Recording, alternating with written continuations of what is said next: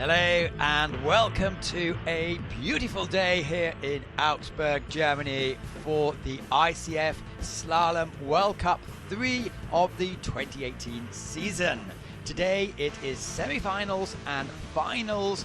First of all, we're going to be watching the top 30 C1 women, so Canoe, and then we're going to go on to the top 40 K1 men. We're going to keep you updated all morning, and then of course we're going to go to the finals, which is going to be the top 10 athletes. It's been wonderful yesterday watching some really top performances, and Jess Fox managed to really take this course apart. 5 victories in a row. Can she do the 6th today? We'll see her down in about half an hour's time with her younger sister Noemi, who's also competing. I'm Matthew Layton as always, and Tyler Smith is joining us as our pretty much residential co-commentator. Tyler, how do you see the course this morning? The water looks really good. We saw it tested out by the K1 women and the C1 men yesterday. There was some incredible racing. Both winners were so fast and quite far ahead of the rest of the pack. So it'll be exciting to see what times people are putting down and how fast everyone can go today. Yeah, so you see the ice canal hasn't changed since yesterday. 5, 10, and then we go the other up gates. And there's tests all down there. So what we saw yesterday was for the first section, 1 and 2, fairly straightforward. You then move on down the Zoom flume. You need to be there in about 20 seconds, and go on about that a bit later. But this is the lineup. So these are some of these athletes came through on Friday in the first heat, 20 of them. 10 of them had to battle it out to come through in the second heat, and they were just seeing the reverse order they came. So these are the athletes who are in the middle, had good runs but not absolutely amazing, and then we go down to the top 10, and these are the fastest, with young Nadine from Austria, who, as we've mentioned before, she is probably one of the fastest but not the most consistent at the moment. She had the fastest time, with worryingly for everyone else, Jess Fox in there as well. Yeah, Nadine's made some finals in the past. Super fast paddler, but it'll be exciting to see how she does today. So the conditions, absolutely no wind, which is great. It's I suppose it's light clouds, so hopefully that stays true. Water, same as yesterday, and they are some of the helpers, and the athletes are all doing a good job. Most of them were there a couple of hours ago. And we're going to see the first off today. It's Simona Makova from Slovakia. Let's see how she can go. So first 2 gates, you don't really want to make a mistake. And then it's about a 40-meter. Oh, no, that's not what she wanted. Yeah, I was just about to say it's really straightforward, but we saw there was a few athletes that were getting pushed really hard to the right side and having to scramble underneath the outside pole, as we just saw with Simona there. Then relatively straightforward 3 and 4 under the bridge. Quite a tight up 5. You need to set yourself in position to go right across to 6 and then 7. Is she going to spin? Yeah, I expect you'll see the C1, a fair bit of the C1 ladies double spinning 7, spinning 8, and then going direct through 9 to the next upstream. That's the classic we saw a lot of the athletes doing yesterday. I wouldn't be surprised to see some going direct on gate 7, but yeah, we'll see how that goes. Ice canal, if you don't know much about this, it's been around for an awful long time. It's about to be renovated, which we'll go into a bit later. So no racing here for the next couple of years. And steady as she goes, nothing dramatic. Let's see how it is. So 70 seconds round, up 14. Really nice bounce across the hole there and into upstream 14, quite high, which is what we're looking for. We'll see another spin here, I'm sure. Pretty much everyone was spinning on 17 yesterday. Yeah, I don't think we'll see even K1 men directing gate 17. We nearly saw Jess go direct. Yeah, just fantastic paddling yesterday. Then up 19. Tricky one here. We saw some of the athletes. Oh, there's a 2-point penalty, not having enough speed to go through 21. Let's see if 2 of the girls getting a bit later. Vicky Wolfhard and Ros Lawrence both took 50s on, missing out 21. This is I suppose the last sting in the tail. Which way do you go around the up 24? Yeah, I think I'm not sure what we'll see more of the yes or the normal upstream. But Simona having a really good run, and then that head duck on gate 22 definitely didn't work out for her. So a reference time will be about 1:30. So People's Republic of China, Nankin Chen coming down. Let's see how she can do. So she's been around for the last, as we can see on the graphics, she's been around at the top level for many, many years now. Which is quite rare for the Chinese because they have such strength and depth, don't they? They have probably hundreds of athletes that compete in the last 10 years. Yeah, I believe she was doing the demonstrations last week in Krakow, and such a strong athlete. Really exciting to watch. Well, a bit of a challenge on gate number 9. Yeah, the spin not quite working out the way she wanted. She doesn't switch hands, which is very uncommon for the women. And yeah, it's cool to see something a little different. Obviously pushing herself up into the next upstream, hitting the wall a little bit, but able to push out off the wall and down back into the current.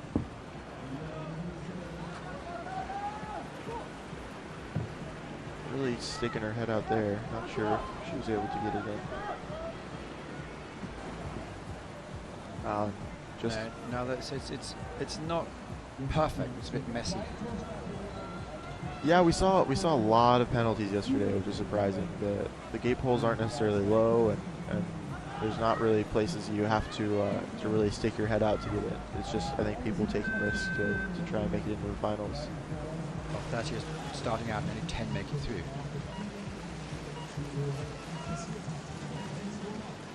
And here we have our first S upstream.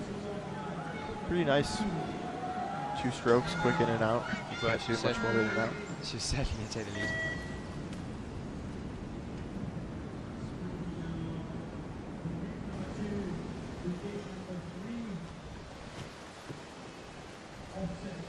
Okay, who's next to go? It's Skakova from Slovakia.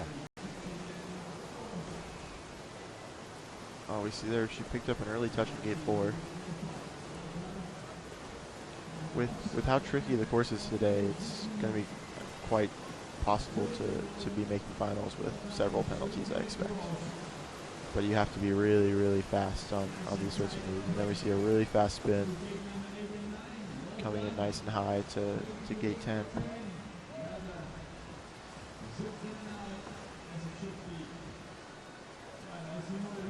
The gates are really far apart and wide, so the athletes that are able to keep their boat moving and hold a constant speed are going to be able to go much faster than people that are slowing down and having to re-accelerate later on. And everyone, I think, yesterday was saying how draining this course is. It's 2 minutes of flat-out action, nowhere to rest. For sure, jumping into that upstream gate 20 is you just want to finish, and you still have to really hold on to things. I think she's picking up another touch on gate 17. Good spin so far. And so 2 touches. She was about 3 seconds up on the split until that second touch.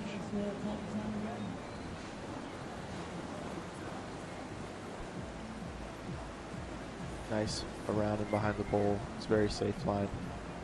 We'll see some other people trying to jump in above it and sticking their head in.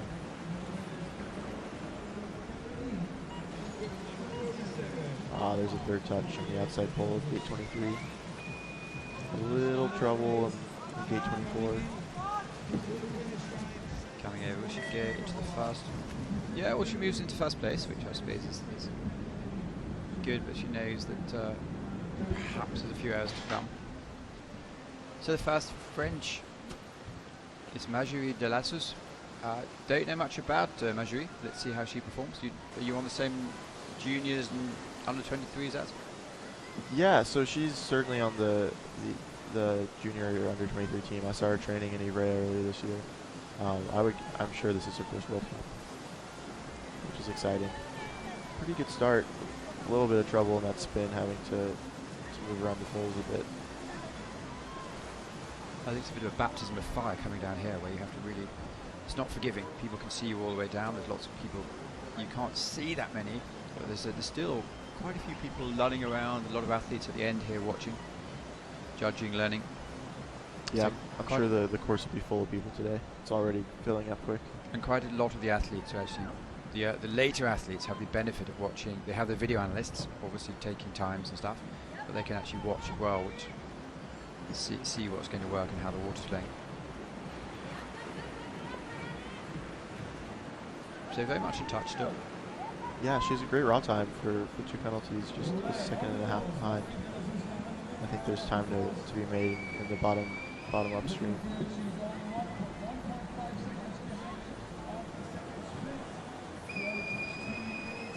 Switching quite a lot.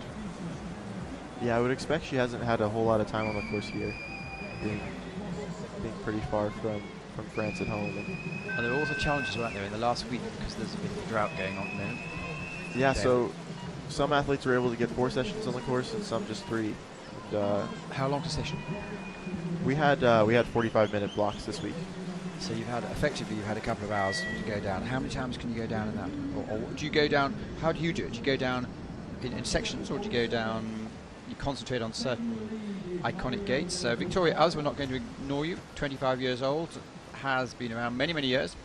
Popped out a few years to have a different idea of life, then came back into the scene. Yeah, she's had a great start to the year so far. Some really fast results in some ranking races earlier in the spring. And great paddling, Victoria. Super nice spin, onto the wave quick.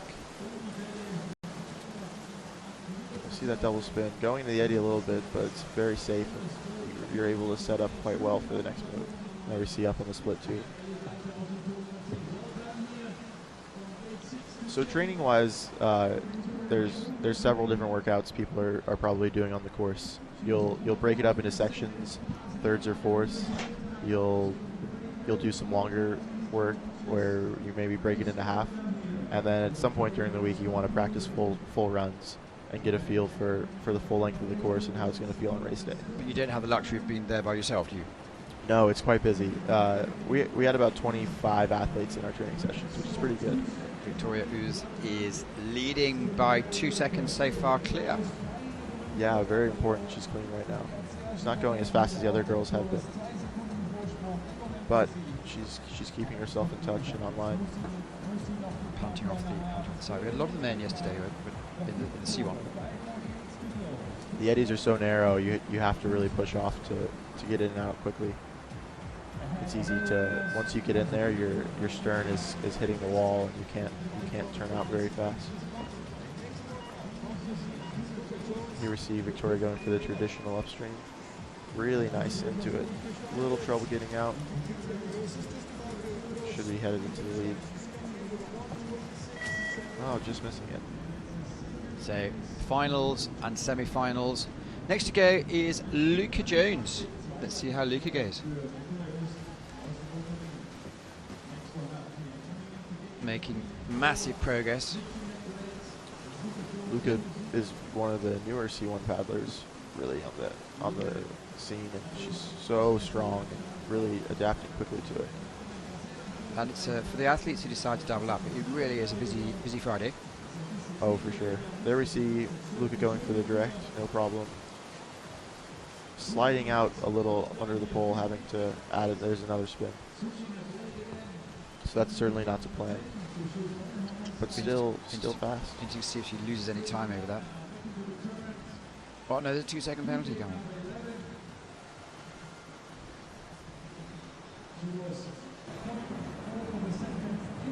If you're doubling up on classes and able to make it on the first runs, then your day is pretty short. But if you're having to take that second run, the day gets super long, I'm sure.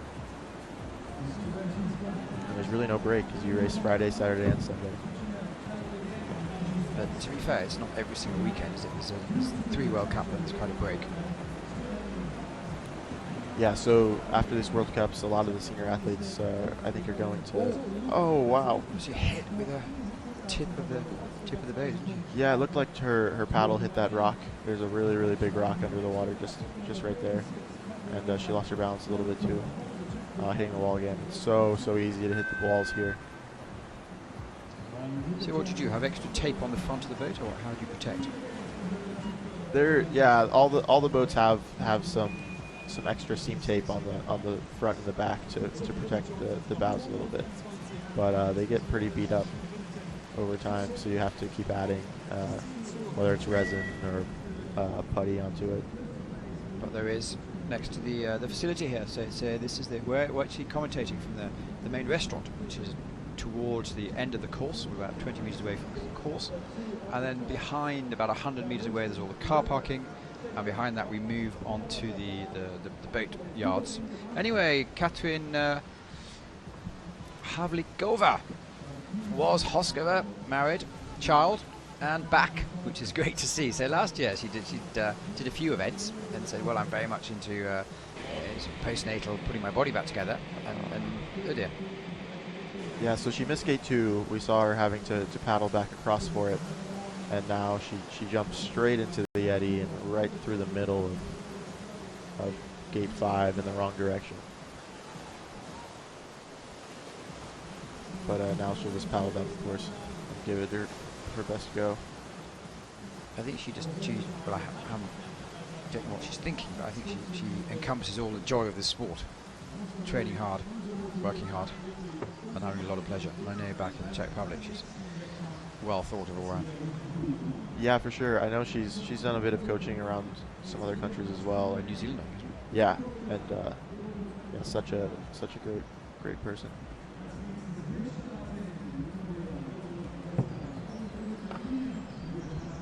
Doing well on the rest of the moves, but that 50-second penalty is for sure going to stay. It's unfortunate.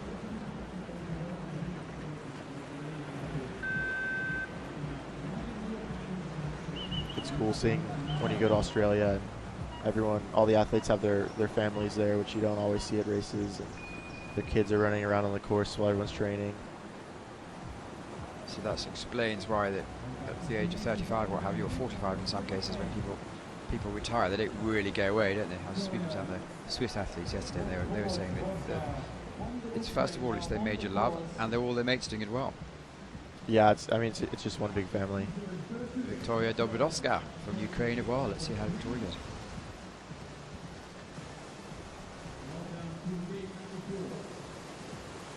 Quite nice on the top, jumping in really tight. Oh, they're hitting the wall. Not too slow to hit the wall there, but definitely not what you plan on doing. Oh no. Did she just miss it? Yeah, she slid all the way to the right side. The current is really, really strong there. You can't quite go all the way out into it. You have to kind of stick your boat out and hold on to be able to go through that gate.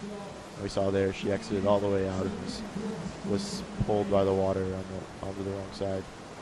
So there we have having to loop and picking up a touch on gate 7 as well. So she'll be quite off this split. As we see 20 seconds back at this stage. So 7 athletes have gone. C1. What is a good time in here, would you say? I think we're going to be seeing runs in the low 120s, even under 120 for finals.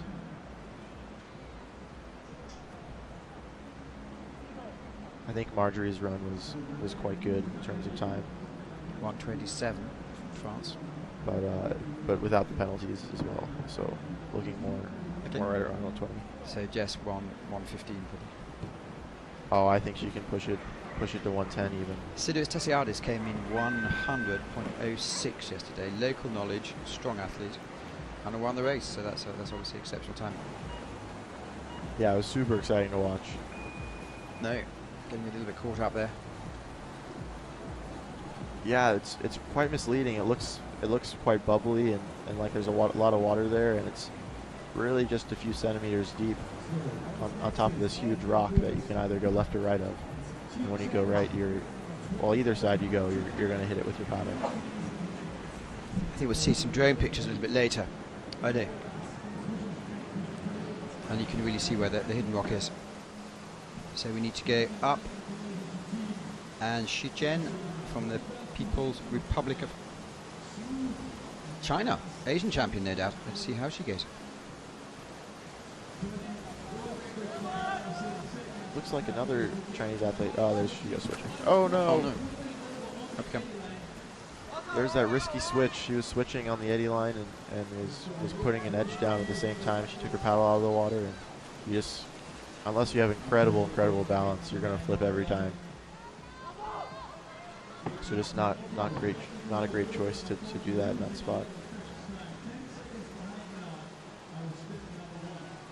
Picking up another penalty.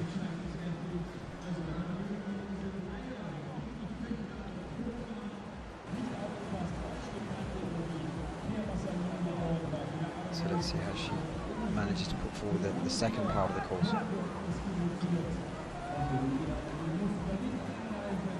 Talk about some of the boats. Are all the athletes using a similar type of boat, or what sort of flexibility do we have, and how do you choose what type of boat to use? It's all really personal preference. There's really 3 options. So there's 2 main companies, Galasport and Vida. The Galasport C1s, who are designed mostly by Tony Estanguet and now Sideris Taziadis, are square on the sides and are better at running in a straight line. And then you have the Vida C1s that are designed by Denis Gargot and Michal Mardikan, and they're much rounder and are faster to turn, I think, and slide around the course a little bit more. And it's really just whatever, like when you're a kid, whatever boat is accessible to you, you start using that, and then you like it. You got the taste. Yeah, there isn't really. You'll look in the finals, and there's quite a good spread.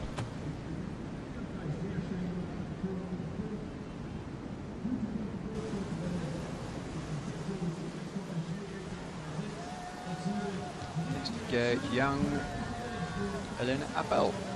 Let's see how she goes. She'll know the course as well as anyone. Yeah, she's quite far down the course already. See, we have 4 seconds up on this first split. Well, we're actually starting them every 2 minutes, so there's often a decision to be made whether you show the end of a last run, which is often most of the action happens at the end of the course, so it's a director's decision whether they show the beginning or the end.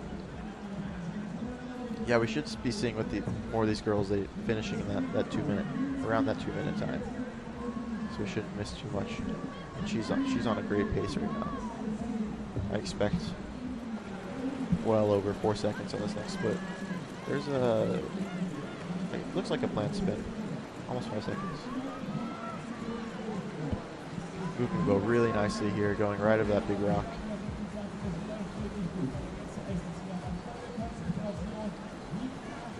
She keeps on pace. I think her time will certainly be the new standard. But if you train here every day, it gives you some benefits. But sometimes you may be trying too hard, like we saw yesterday.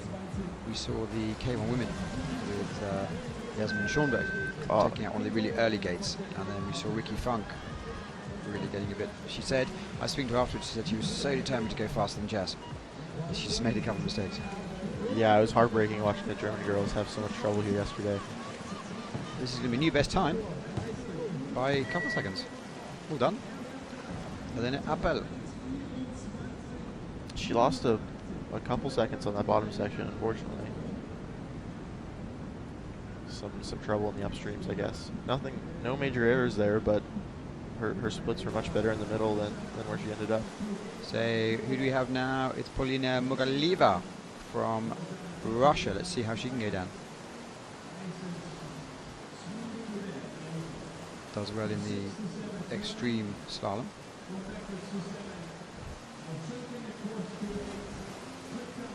Really nice spin there, right under the pole.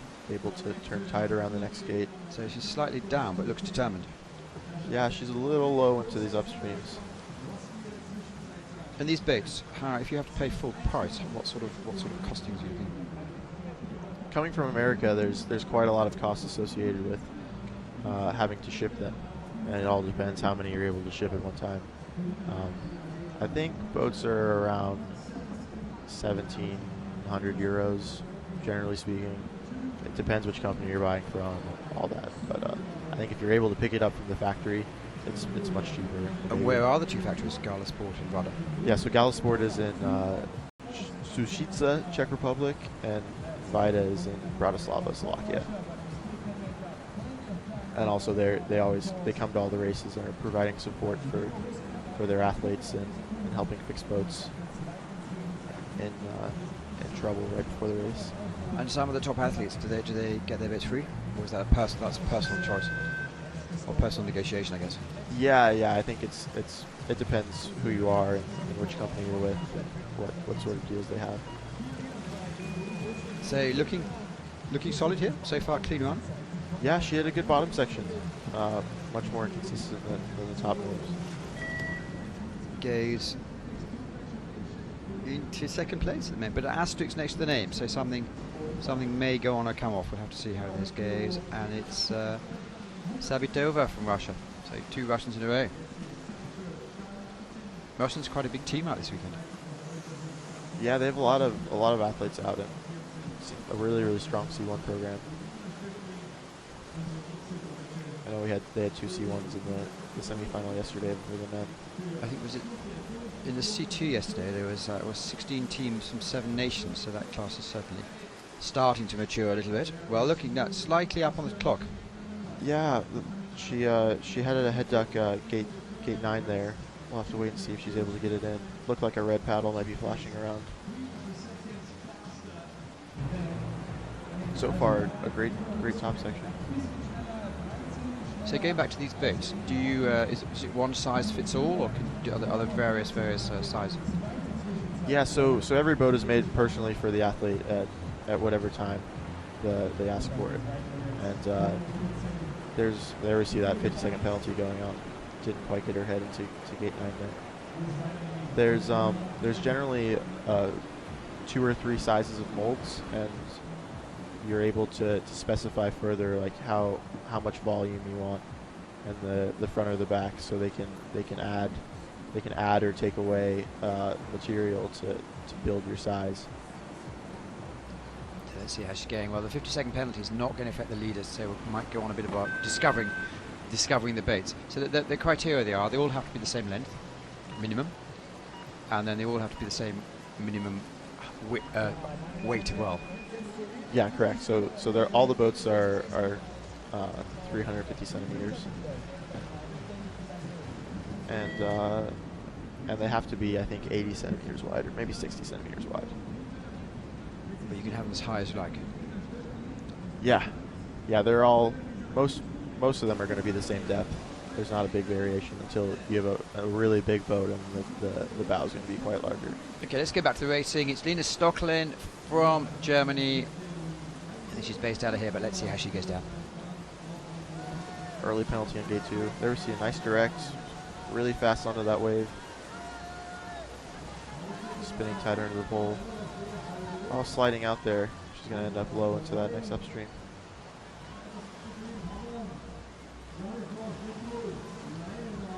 The trickiness of the spin in gate 8 is you want to turn right under the pole and keep your boat moving, but it's easy to slide backwards and not make it around the next pole the way you want to. There we see picking up 2 penalties in that last section. Just going to make it tough for Lena to qualify.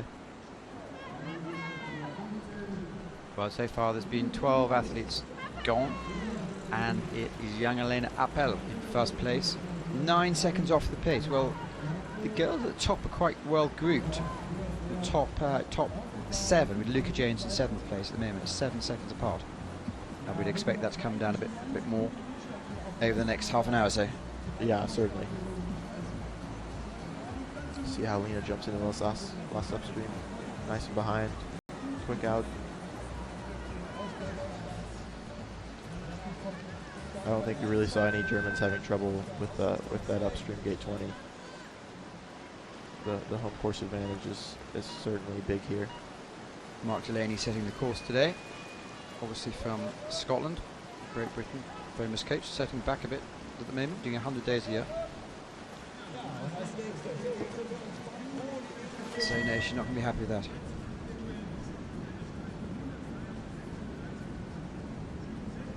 Tell me about the paddles. How do the paddles work? Are lots of different companies making them? There are way more companies making paddles, but they're generally this similar shapes all around.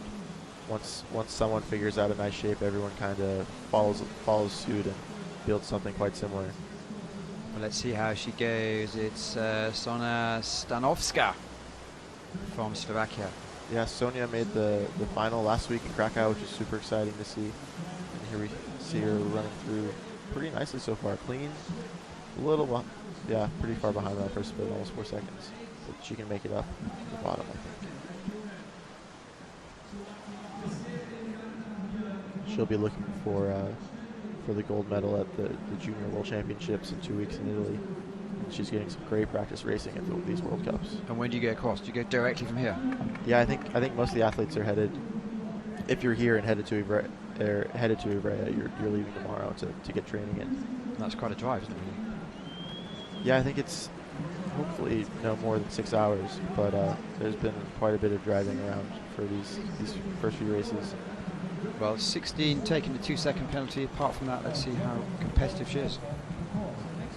Yeah, I think she's quite far behind at this point, having trouble keeping the boat moving, restarting her speed quite frequently. There we see quite low into that upstream. Came 5th last week.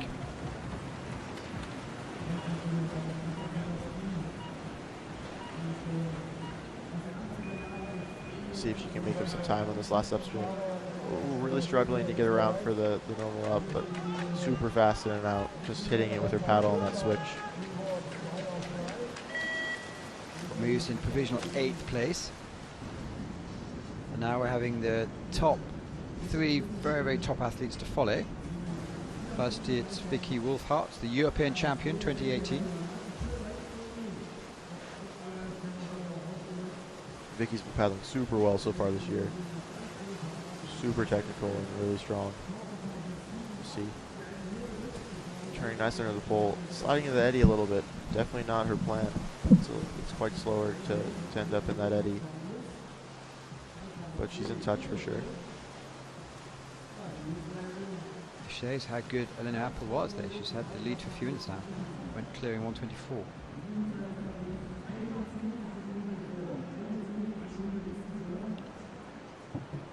Bouncing off the hole, sliding upstream.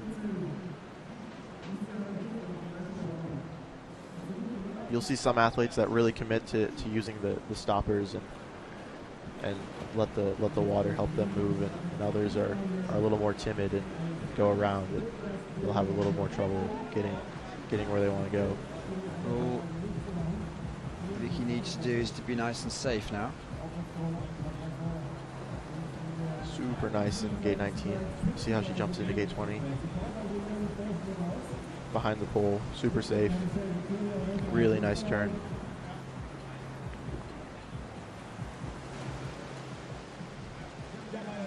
Oh no. Okay. It's a good save. So taking a spin just to make sure she sets things up. Now 2 more to go. It was looking really good. Needed to really execute this well. And she may be going in first place. No, second. I wonder if that's going to be expensive. I think that spin in gate 21, 22, what was it? Was definitely not her plan, and added quite a bit of time at the end. Who we've got now? It is Ros Lawrence, who made her first final K1 this year. Missed gate 21, as did Vicky Wolfhart, but she's probably more accomplished in a C1, so can have better results.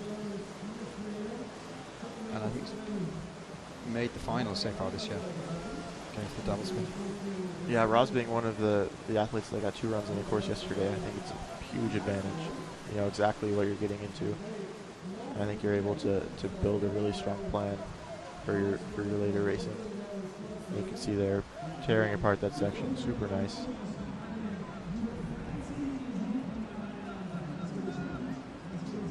Well, she's certainly aiming to go into the final. Oh, just missing the stroke into the hole there. Having to fight back upstream. Not a fast way of doing it, but I think she'll have a decent split.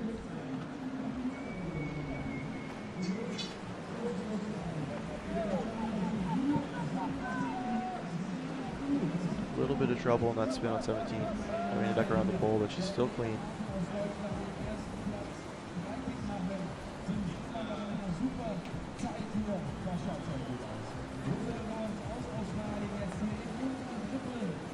Jumping in a little low to gate 20. So this is Ros Lawrence so far clean.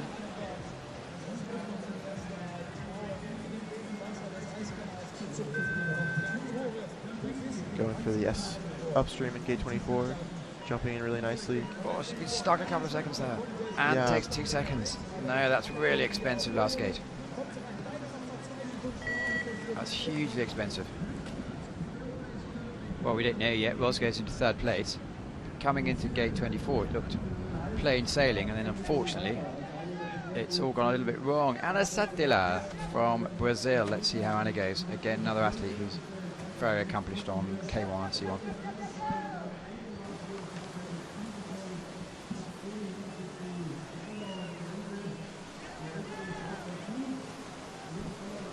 Anna jumping in nice to upstream 5. Going for the double spin here. Quick onto the wave.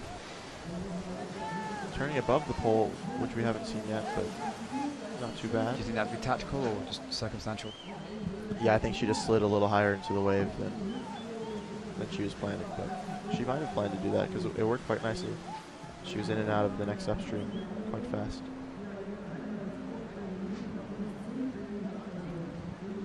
Super good speed across that really flat section. There's a couple sections on the course where it's a little bit flatter, and you have to remember to kick up the gear a little bit and push across it. So Anna doing that really well. Super strong, direct there. Spinning in gate 17. 2 seconds up on the split almost.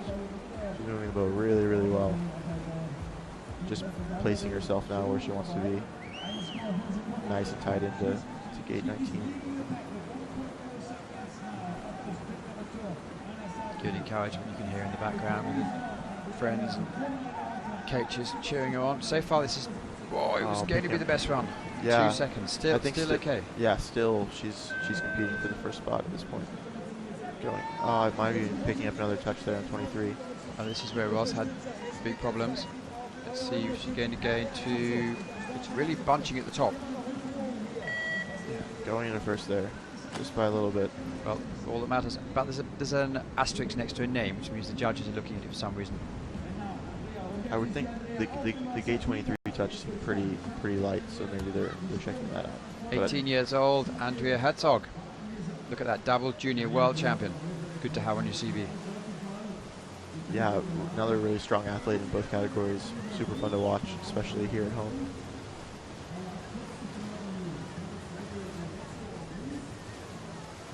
I think she stays mostly on the left side as well.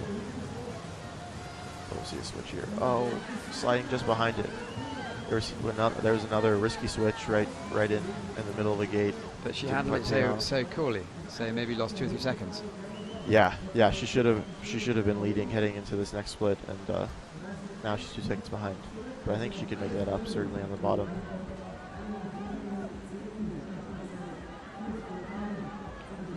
So switching an awful lot of that. A light touch there. Yeah, that's going to make it much more difficult to make up any time on the bottom section. 13 athletes to go. Top at the moment, Anna Satilla, followed by Appelwolfhart Lawrence, who are all within 1.5 seconds. This is the semi-final, so the top 10 athletes are going to go through, and so far Andrea is dropping off a little bit, 6 seconds behind the rest. See how she does on these last 3 upstreams. I think there's quite a bit of time. Really tight in there, going for the push off the wall. Jumping in behind the gate. Really nice flat boat, turning out quick. And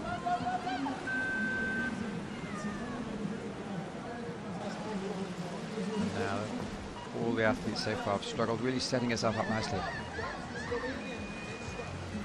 Yeah, a little trouble getting in, but pretty fast at gate 24. Even just a couple of seconds, it's going to drop her back into 5th place as she settles just behind Ros Lawrence. And there's an asterisk as well. Now who's next to go off? It's Hostova. Eva Hostova from Slovenia. I wonder if this is our youngest competitor in the semi-finals. 16 years old. Yeah, I would expect so. The Slovenians have a pretty large group of C1 women that they're switching off through all the World Cups. So I believe this is Ava Luna's first World Cup, maybe. But anyways, well, just really fast yesterday. Yeah, she's doing super well. And up on the field at 16 years old. So we want to see. Her father being a legendary paddler in Slovenia, still competing in wildwater, I think. But lots of world championship medals in the family already. You can see it's transitioned quite well down to his daughter. Okay. Which has happened a lot. I believe it's over half. Yeah, for sure. Oh, super nice there. Really tight. Pretty much everyone has a connection to this.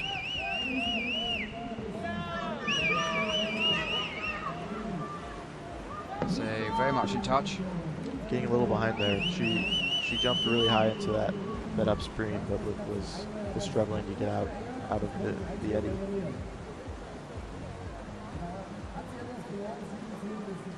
Moving but really well, super strong, light as well. Well, very much in touch then. Just can she handle the last section? No one's actually really nailed it yet. Yeah, oh, getting a little turned around there. Gonna have to fight for these next few gates. No. Oh, not getting her head in either. She'll have to go back for that. So Yeah, you have, it's really you have a disappointing. second chance to do it. If you hit it, you have a second chance to go around. You can try as many times as you'd like.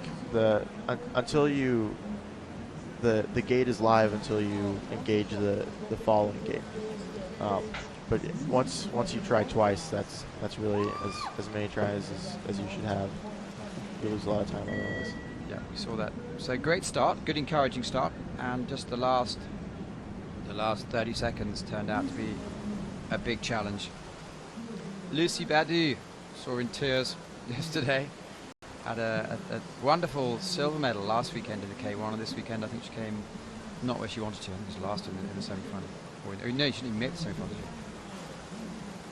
Anyway, let's see. She's a second chance, being a very accomplished paddler. Yeah, we saw a few athletes last week in the finals, and this week not even making the semis. So it's quite strong competition here at these World Cups. Really nice through that section of spins. See her carrying her speed across this flat section. Really nice cross there. Hitting the wall a little bit, but not a big problem. We'll see how she's on the split of Anna. A little far behind, but Anna had some trouble in the last few gates, so she can jump ahead for sure.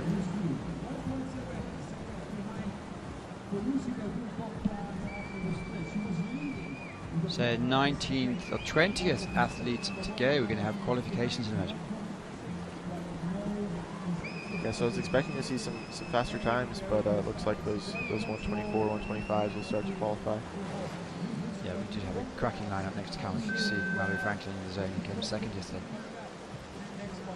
But Lucy's good, solid run. Could take first place. Yeah, pretty nice in that last gate 24. Needs to power. Well, she will take first place.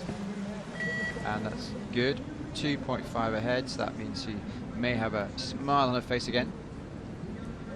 Looking good to qualify. Not guaranteed yet, but pretty much so. Mallory Franklin, who's world champion at the moment, and must be high on confidence after her medal yesterday.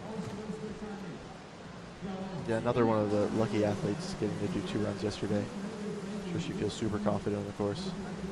Really nice and tight in gate 5 there.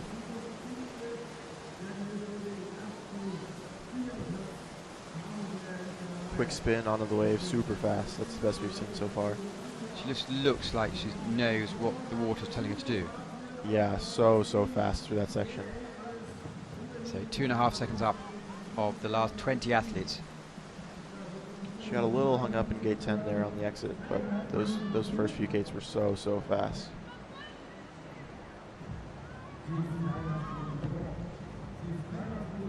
Nice push up into the eddy. Barely missing the wall. We saw lots of the girls switching to the right side there, and she stayed on the left and came out on the crossbow, which is quite uncommon, I think. But Well, really slowly increasing the lead. Needs to really just nail the last bit.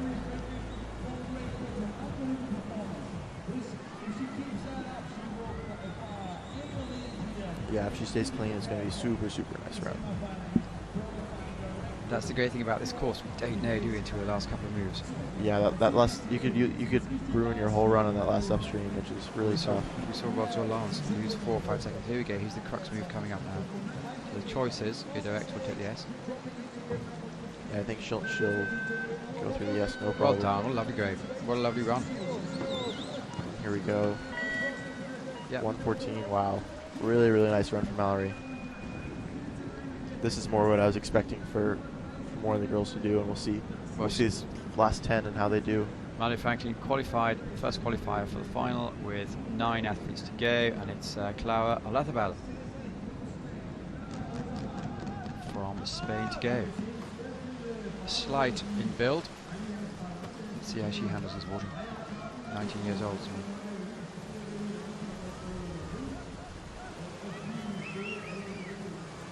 Nice and tight around gate 5 there. Oh, no. Oh, no. Oh, and going through that gate 7. So going through 7 means you've eliminated 8. So there's 6. Yeah, correct. Once you negotiate the following gate, you can't go back for anything beforehand. So that's super unfortunate. So Lucy Badu has now qualified, and 8 athletes to go. Yeah, I'm not sure how she lost her balance coming out of the upstream there, but just a split second of loss of focus, and you're underwater. See how she does in the bottom section. Pretty nice into gate 14 there. So Mallory Franklin has really woken them up with a excellent time under 115 seconds. And just picking up a couple of touches there. You can see if anyone can get under 15 for the final. Because Mallory didn't really do anything wrong, did she? Did she do anything wrong? No, there's just a little bit of time in gate 10 on the exit, but the spins were so fast. I don't think you could ask for anything more than that. It'll certainly be tough to beat, I think, even in the final that time. But we'll see when the other ladies come down how fast they can go. Picking up another penalty there, 24. Right, so second athlete, and it's now Yi Yang from People's Republic of China. Let's see how she can go. But they're not happy with herself there.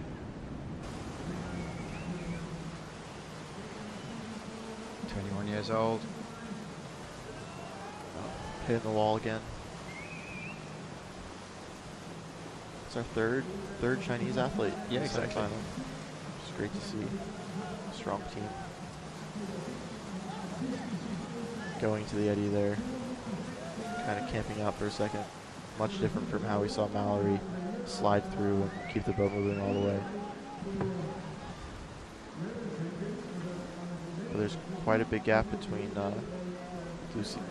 Mallory and Lucy for athletes to jump into the final. Over 7 seconds between first and second right now. Big gaps, aren't there? Yes, last week in the men's C1 final, we saw the first 16.93. Yesterday, there was a Jess one by over 6 seconds.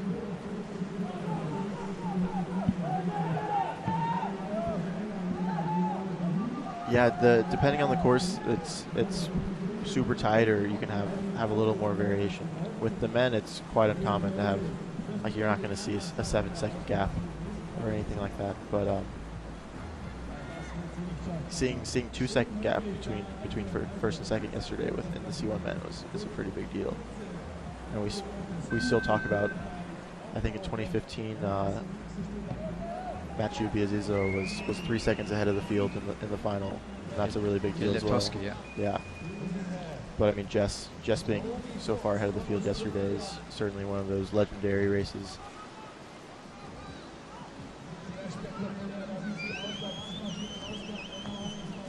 Which comes over, so that's now a third athlete is qualified, and it is going to be Anna Satilla. So there's good quality here.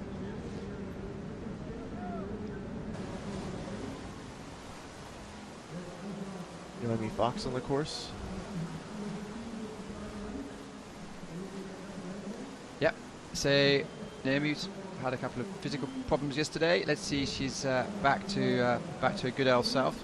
Made a couple of semi-finals, finals. So let's see how she goes down. Amber, hi. How are you? Hi, good, thanks. How are you? Yeah, good. Did you see Mallory go down? Yeah. I was watching her box section. Super smooth, super calm. So she's certainly the reference. She was 7 seconds ahead of anyone else. Yeah, she had a good run for K1 as well, I think. Anyway, it's Naomi Fox picked up a 2-second penalty on gate number 11. Yeah, actually, I think Mallory's C1 time would have made the K1 women's final yesterday. Super fast. We see. Yeah, Noemi had a lot of trouble in that middle section with the double spins. Picked up 2 penalties there as well. It's just keeping that nose down for this section because it's so shallow. It's really hard to correct. She came into that pretty nice. There's good noise there outside. We have a protective window to protect us from the rabble outside, but there's good noise coming down. I think it's a good weekend, like even when there's not a German paddler coming around, everyone's here to relax in the sunshine, so there's plenty of cheering. Will she go for the S? I think so. Ah! Oh no. Really getting turned around there. Yeah. That up's super hard to paddle out for because the water's so aerated behind it. It's really difficult to kind of pull back if you've had a bit of a nightmare. Goes to 14th. So far we now have our first German in the final, and that is Elena Appel, goes into 4th place. Vicky Wolfhart sitting on the bubble, and it's Claire Jacquet who's next to Gay, who's again been in this game since it pretty much started. I think it first came on the world in 2010, I think. Yeah, it's really nice to see the C1 women being really, really controlled through the whole drop section. They're keeping a nice angle on the boat. That's it, up on the wave, and she needs to have a tight spin to come back for that downstream. Amber, what's your experience in the C category? I don't have any experience as a C1, but we have a very strong C1 women's team, so I'm familiar with. You're not tempted to jump in? Absolutely not. Fair point. I tried on the flat, but it's really scary for me. So. Okay.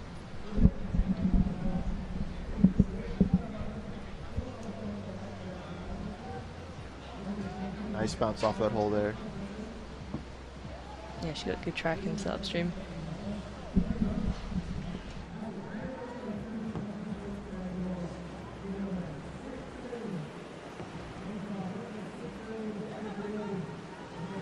Decent spin, but she's. Oh, I don't think we got a second split there. Oh, there's the split. Really, really far off.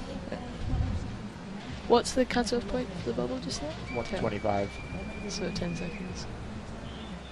Still have, 6 athletes to go, so it's going to be interesting. I think Vicky Wolfhart is 10 seconds back. Yeah, if she can keep the nose down in this section and nail the last upstream, she might have a good chance of getting into the final. Just coming around a little bit wider, nice switch before the gate. She's fallen off the back. Needs to really... it's going to be a bit close. Probably not enough today, unfortunately. Mid-teens. Yeah, that last upstream really knocked her out. Just 11. But we have some real clients coming up next. Young Kimberly Woods is up next. How's Kimberly? Have you spoken to her this morning? I've not spoken to her this morning, but I think she'll be calm, excited to race. She loves to paddle, so she'll be happy. That was really nice control, just keeping calm, keeping the nose upstream for this spin. And with her training partner, Alan Burgess, making the final yesterday. Mallory, the other training partner, putting down a great run. It's all yeah. It's all on for the that is a high-performing group. It's good. And we saw slightly up on the split. Yeah, it's impressive to see Kim being up on that first split with how fast Mallory was through that section. Yeah, Mallory was super fast as well. She's keeping really flat through this stop and move. Having to fight a little bit to get up into the upstream, not as smooth as some other athletes we've seen. But still moving the boat really well and clean as well. Yep. Still up. She's still up. She lost a little bit in the middle section, but you can see her being really patient and waiting for that spin. So we're seeing a lot of people make mistakes in 17 and spin too early, so they have to lean back. And it makes the problem a bit worse. Hitting the wall a little bit, but still getting out of the upstream fast. She'll want to put her spray deck underneath this upstream and bring it around, yeah. That's good. She's super smooth under the poles there. It's really easy to overcook it on those downstreams. No, 2 second penalty. But hopefully there's enough time it's okay. there. She's keeping her head for the last upstream and just bringing it around. Yeah, easily There you qualified. go, yeah.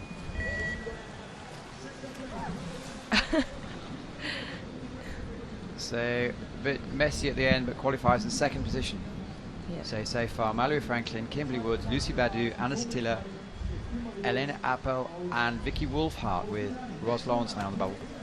Who's next to go? Teresa Fizarova. Another 20-year-old.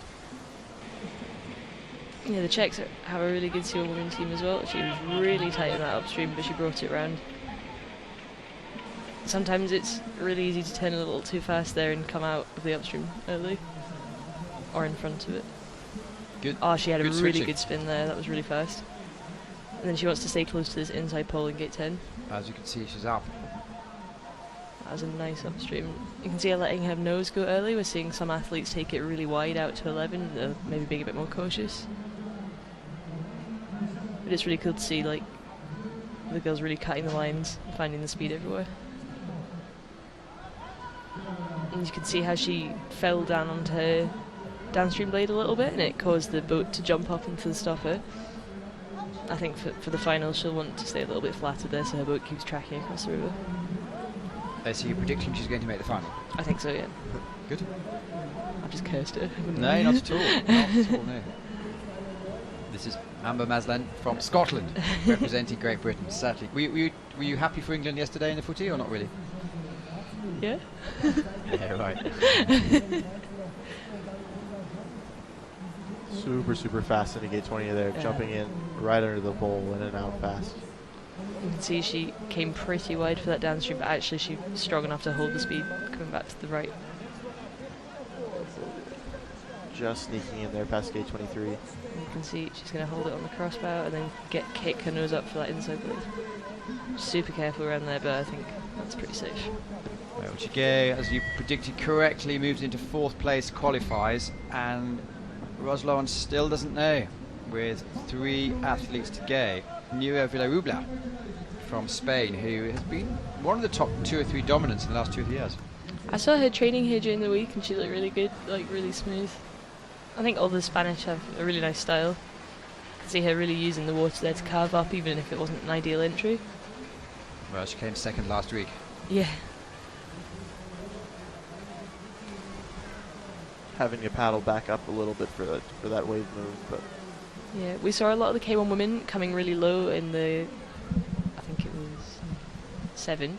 They came really low in 7 and they were having to chase up onto the wave, but it meant they were getting a really high spin out of 9, so, sorry, 8. or is he just a little behind on that first split for Nuria, which is well in touch for making the final. It's interesting she chose the line, she touched the outside pole. It's interesting she chose the line straight underneath Moby Dick, the rock in the middle. Some people are staying out in the flow for longer to keep the speed from the water, so it's for free. Well, she's 5 seconds down, but there's almost 11 seconds to make the final right now. And she nailed that spin just there, so. She stays clean and holds on in that last upstream. She'll be easily into the final.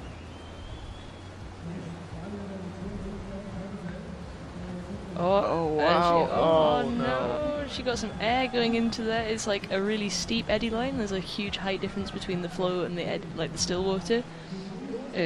So you can jump, but you will maybe. Oh, she's keeping hold of it. She's really staying composed. It's really impressive. She just needs to keep her head for the last move.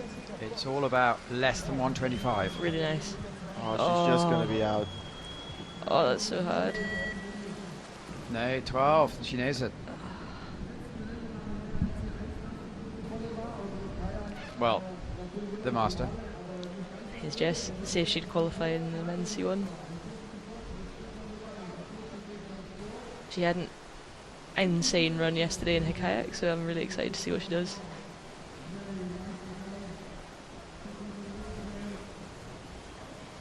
That was such a fast switch. And there we see her going for the direct in gate 7. I think the second athlete to do that so far. Really nice spin. And she's being really careful between the poles there, just making sure that she's not giving the judges anything to question at all. I think she's having a really smooth, calm run just to safely make it through. You can see she's using the flow for a little bit longer than some of the athletes there, so she's coming back a little tight into 13, but it meant that she didn't have to do as much work underneath the rock. Really nice up there.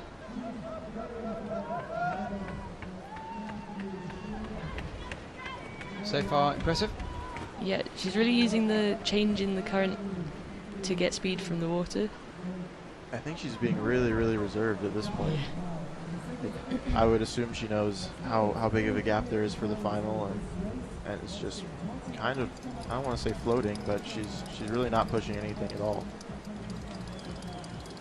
You can see she dealt with the water height change there really well, so just keeping her body balanced.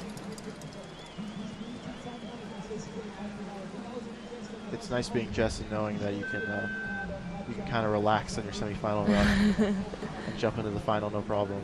Where we see super nice and get 24 there. Really nice S. Cruising to the finish line. There we go. So moves into second place. I don't One think athlete to go. she's not even out of breath. Oh, a little. Okay, and now it is Roslovs qualified. So who's going to be Andrea Herzog from Germany or Nadine Ratschning? So the Germans are certainly wanting her to mess up. Oh, a little low into gate 5 there, but out quick. Got a really strong crossbow. You can see she's really using it where most of the girls would be switching 2 or 3 times, I think. Oh, nice direct there in gate 7. Having a little trouble on the wave. Oh wow, that Oh, was super fast. really good. Oh, no! Oh, don't touch it. If you touch the gate, it goes, it deads whatever's behind it, so. Now let's Oh, see. that's super unfortunate. She is fast. Let's see if she can make up a few seconds. I think if she really pulls, because she was super fast through that spin, so maybe it's just the equivalent of having a really slow spin. Maybe. I think it's a bit more time than that, but there is a big gap into the final. Yeah. See how she does in the bottom section. Needs to be better than 125. So that's effectively 11 seconds off. Well, Oh, she's more than that, 12. 12. But Doable. maybe she can make it back? Oh, not now. I missing don't 17 now as well. She could have come back for that, surprisingly, but this will knock her down. Yeah. think. I think she's gonna fight though. Really losing it there. Oh, she's gonna fight to the finish, so it's good. It's good to see.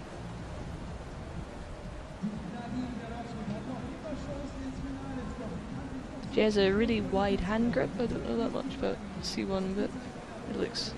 Yeah, Nadine's style is very, very individual to her. She doesn't switch. Yeah. I think her paddle's quite short as well. See, picking up another penalty, but well off of the pace with those mistakes. Yeah, and she's gonna go for an upstream here. Actually, she had a really nice bottom section there out of the last up, so well, second last up. Sprinting the finish. Okay, not her day. Well done finishing. So we do have the 10 qualified. And it's going to be Mallory Franklin, Jess Fox, Kimberly Woods, Lucy Badeau, Anna Zatilla, Elena Apple, Vicky Wolfhard, Teresa Fizarova, Ros Lawrence, Andrea Herzog. So Nuria Villarubla may be the only big favourite to not make it through, with Noemi Fox, who's made a couple of finals, also missing out there. But in general, and this is very general, we do have most of the big names making it through.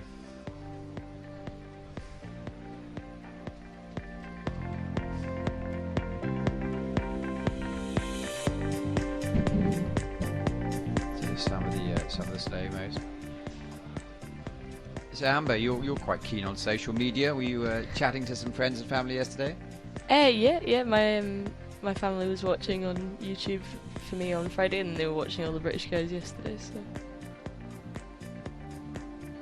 Oh, I didn't see. Are you from a paddling family?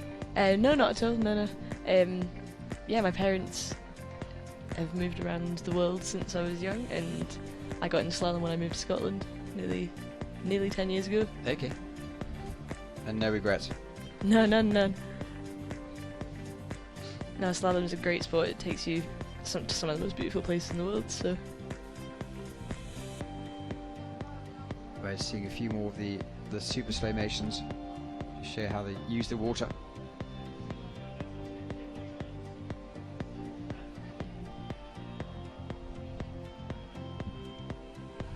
And then next up is going to be the K1 men semi-final. So we've had 30 athletes down today, and we have 40 athletes coming down for the K1 men.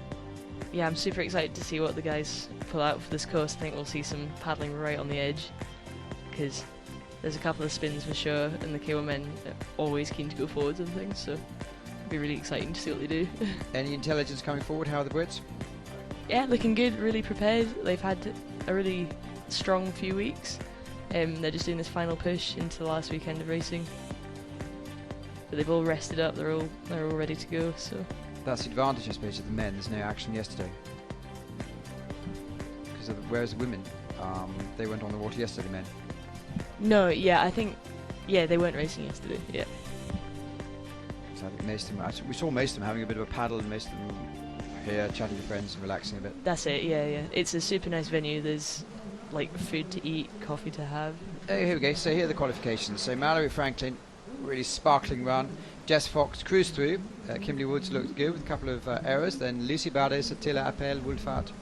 And after that was Vizarova, Lawrence and Herzog. So good to have two Germans. No, two Germans, sorry, yes. The young Germans coming through. And these are the athletes who've just missed out, but did make it through to the last 30.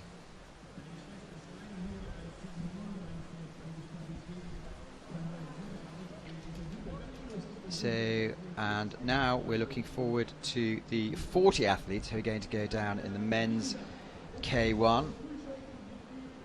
So over 70 athletes started out, and these are the 10 athletes who had to sweat it out yesterday, coming through the second run. Yeah, I'm super excited to see what the K1 men do. There's a whole new standard that's required to make the final, I think, because any of these guys in the top 40 could be in the final. It's just who pulls it out of the bag on the day. And now we're seeing the Priskovic. Listen to see how he goes. Priskovic, Raylan. That should be quite exciting to see those go down. And then they are the flyers with Martin Dugu from Switzerland. Maybe surprised a few people to come out the fastest. Then obviously followed by two Germans with a bit of local knowledge, and after that Bradley Fortquirens, who's had some good results. So here we go. Let's check out the men's K1 semi-final. This is Misho Paswit, and the Polish are looking strong again this year. They always have some really good K1 men. I think today we might see a 96. Okay, right. We saw the C1 men do 100 yesterday. Jess did 102. But it's got a lot of turns on the course, and we were talking last night, and we think maybe 96 for the fastest K1 man. Okay, great. So we saw the forerunners come down in 99. Oh, really? Yeah. So it's the instinct that was just about 8:45 this morning on the German forerunners. I'm going to stick to 96, I think. Fair enough. I mean, he had local knowledge and looked good. You can see the men just blasting through this section. I think they'll stay in the flow a little bit longer than we saw the C1 women go. And he's making a sharper turn here. Nice and flat on the stopper, and he's going to sweep around that gate, yeah.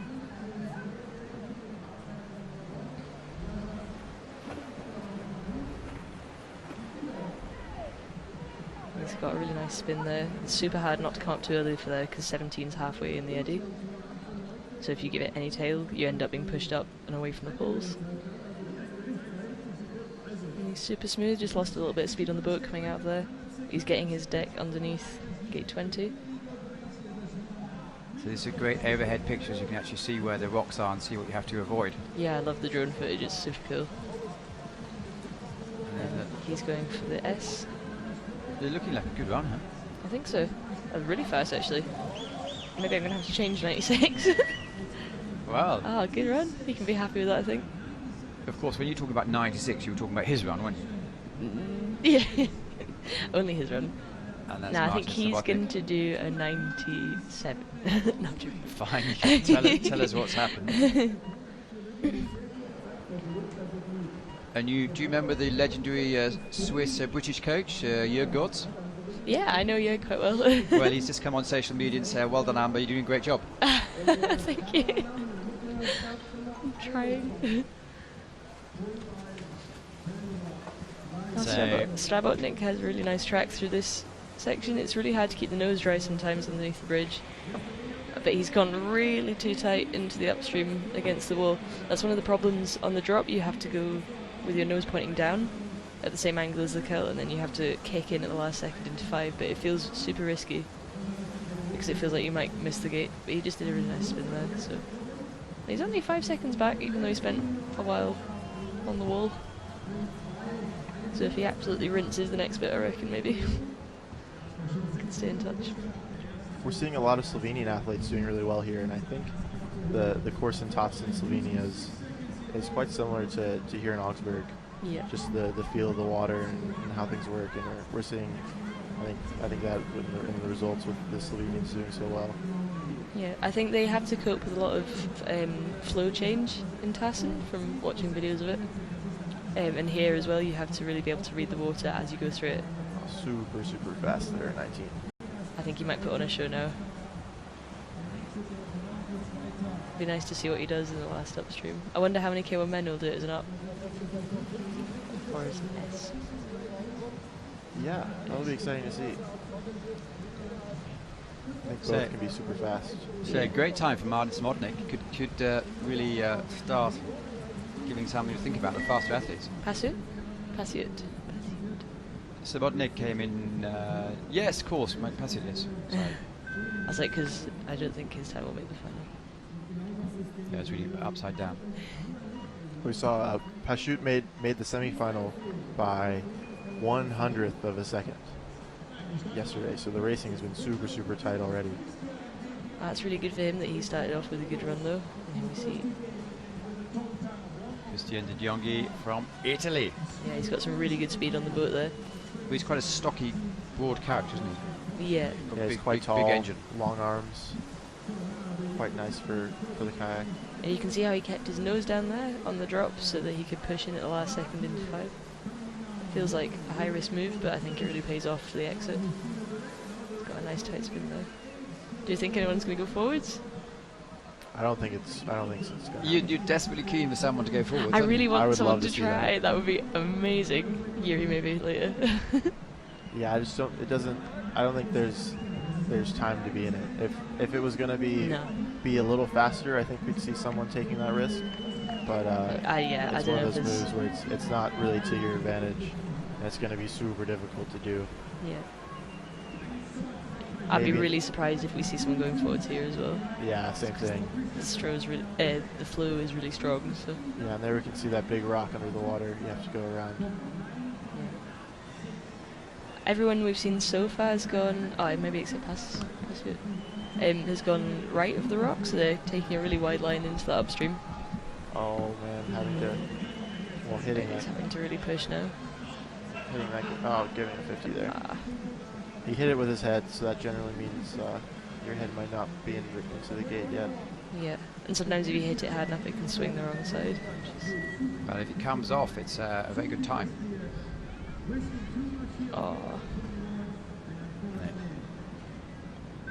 I feel so bad for people when they're sad on the finish line. Liboš Hilger from the Czech team came 4th in the Czech trials this year. He's from a strong slalom pedigree. I think his mum retired last year, at the end of last season. Stefanka. Yeah. We certainly haven't seen her around the last couple of races. No, I think she officially retired last year. The age of, a good age. Yeah, a strong age. You see, he's just keeping his weight on the front there to correct his line. He's really nice keeping the speed up onto that wave and keeping the tight spin. It's hard because they want to be pushing the whole way, but they need to take the speed off a little to get the boat onto the wave for that spin. Yeah, super, super dynamic through that section. Yeah. You see the kayak men are able to change direction so fast. And that's where you're going to pick up time. Really tight and up there. So he got a little delayed in the stop around the exit.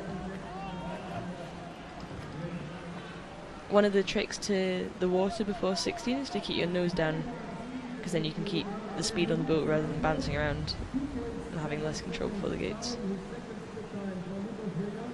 Oh, Ooh, really, That is- really tight on that out. See if he got his whole head in. that was a fast up, I think, because he got his boat in front of the gate before. But he's cutting the lines very tight at the moment. I think he might need to. Well, See- it's still possible. He stayed really wide before 24. You can see that people are using the curl from the left-hand side.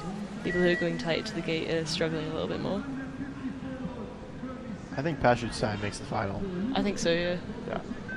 He had a really good run and was really solid. This is Felix Oschmatz. He's a really young paddler from Austria. Had some super fast runs this year, but hasn't quite pulled it together in the semis. So we'll see if he can hold it together on this one. Yeah. You can see them using that curl there. Like, I really like to watch the K1m men for using the water to get everything for free. Just gliding over all those waves. Just really composed in that gate. Just sliding under the inside pole, and he's making sure he's taking the speed off the boat for that wave. Really tight spin, but he needs to get back around for the gate. Staying tight to the inside pole in 10. And then we'll see him cut under 11. So a little over half a second behind the first split. Felix is paddling quite reserved for normal. He's generally quite aggressive in his paddling. Maybe matured since last weekend. Yeah, maybe. But I think he needs to pick up the pace a little bit in this bottom section.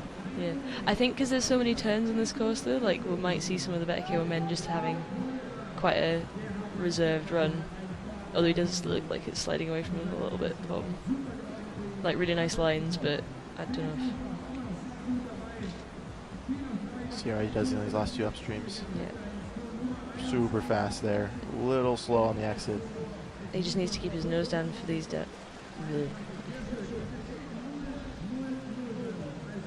Going for the S. He needs to keep Yeah, it wide. Pretty fast through there. Well, provisionally we're going to second place. That's 1.25 down. We've seen a smaller margin than that separating the top 10 before, so we'll see. But I think that was quite a good run. Yeah, that was He's that got was a good chance. That was a good run for Felix. And you see he's pretty happy with it. But to go from 40 to 10 is one of the first athletes. It's quite tough. This is Isak Ostrom from Sweden. Isak has a really nice feel for the water, so it'd be cool to see if he can keep the boat tracking through all these moves. And Amber, out of these, clearly you know an awful lot about this sport and all these athletes. Had you met most of these flyers before coming out here? People have asked me that quite a lot this trip. They're like, how do you know so many people? And I think I'm just over friendly at races. I just want to speak to everyone. Because you're doing some good name dropping yesterday. I'm expecting a bit today. Oh, that was really tight. Yeah. That's it, yeah. No, he got half his head into gate 6 there. Maybe nice to see what time he can do anyway. I spend a lot of time in Slovakia, and Isak's girlfriend Monica is Slovak. So. Fair enough. Which course you go in Slovakia? Bratislava. Right. It's a while since we've been there. It's still big and scary at the bottom. Right, no, they've taken away the rock in the middle a few years ago, so it's definitely not as dangerous as it was. It's just the first time you do it, every time it's a little bit like... It depends what move they set, I suppose. Isak's having a nice run, I feel. It's really sad from 50. And we saw him take the right-hand side, which poses that risk that you come in a little too tight behind the board. It's actually really hard to get your nose around the board and the wall there. I'll see what he does on the last gate just to finish it off.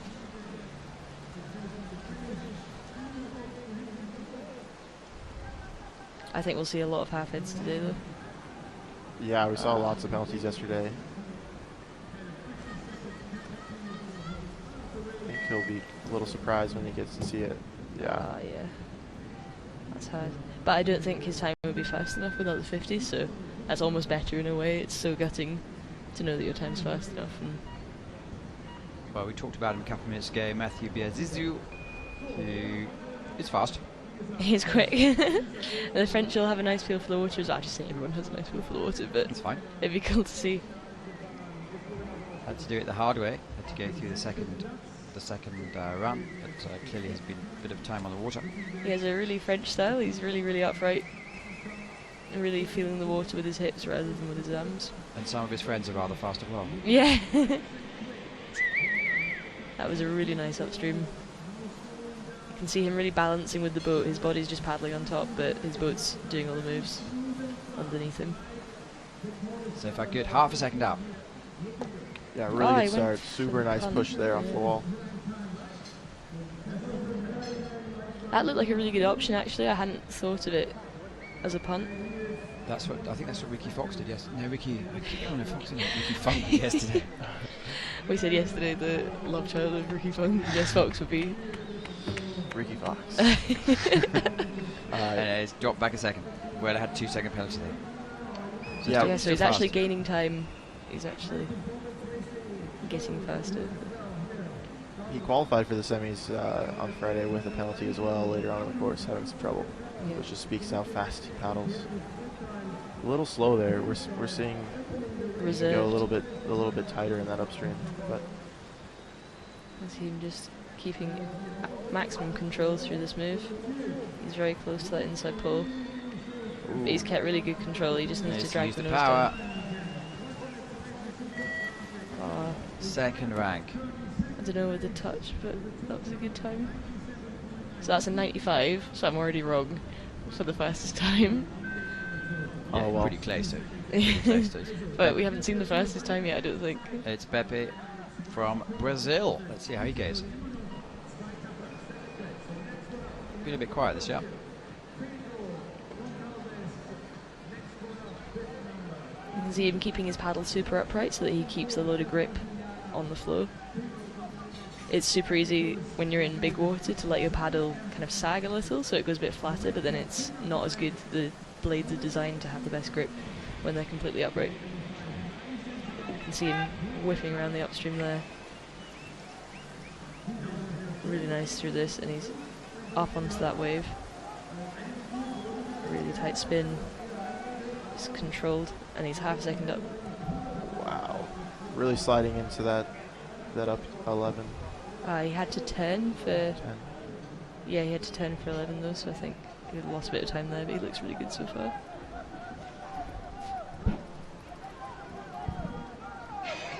And he's being a little careful now. You can see he's maybe not sweeping as much as he normally would. He's back half a second now, but he's looked really nice in that spin. And he's going to not stay wide, he's just going to go straight through the middle.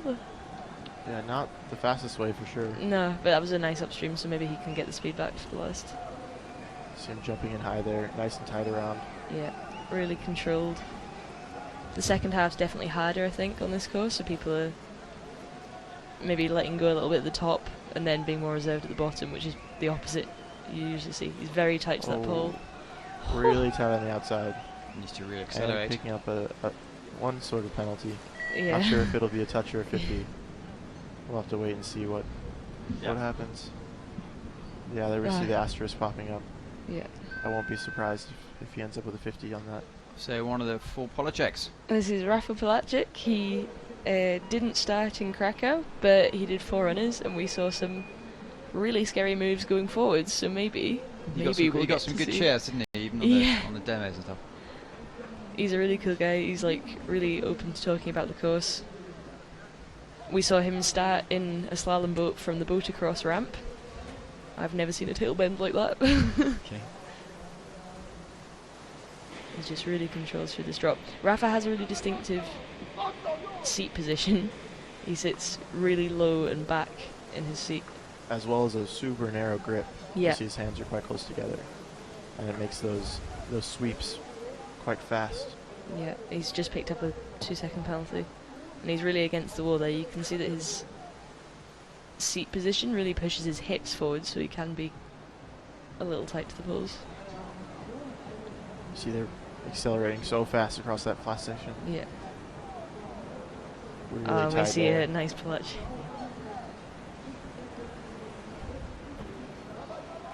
They actually coined an upstream. He's nearly 5 seconds back, which is not so good.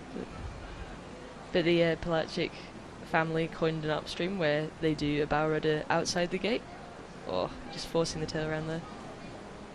And then they just put their head through it after the bow rudder, so it's a really cool upstream to see, but it's a really, really risky wave. But it's really good for tight exits. He's super composed even though he's super tight. And they're racing in their own boots. Yeah, yeah. So they have the factory about 120 kilometers from Krakow. Let's see how it goes today. Not, well, so far in.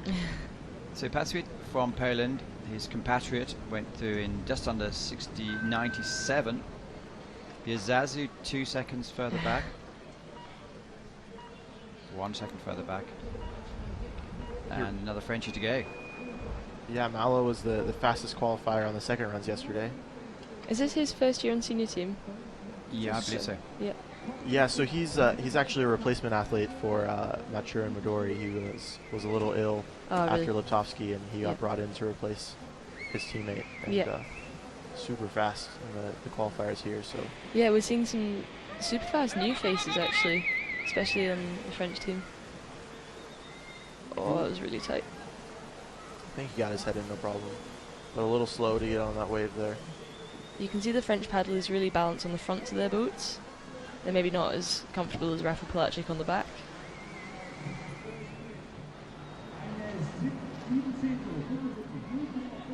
I think he'll accelerate through this section. You can see him really using the flow to get some speed on the boat. He's pulling with that upstream blade onto the stopper. It gets a better grip, and it also keeps the angle a lot better. It's easier to set up for the upstream. Nice and tight in the section, but it's a little slower. Ah, and he's taking a touch as well.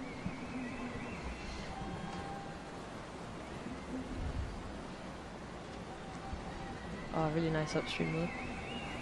We'll see him jump from high and put his nose in underneath the gate. Oh, that was really tight, but good. And now he's sliding. You can see what an effect the water has there when you lose your nose downstream a little bit. He's picked up a 50-second penalty on gate 21.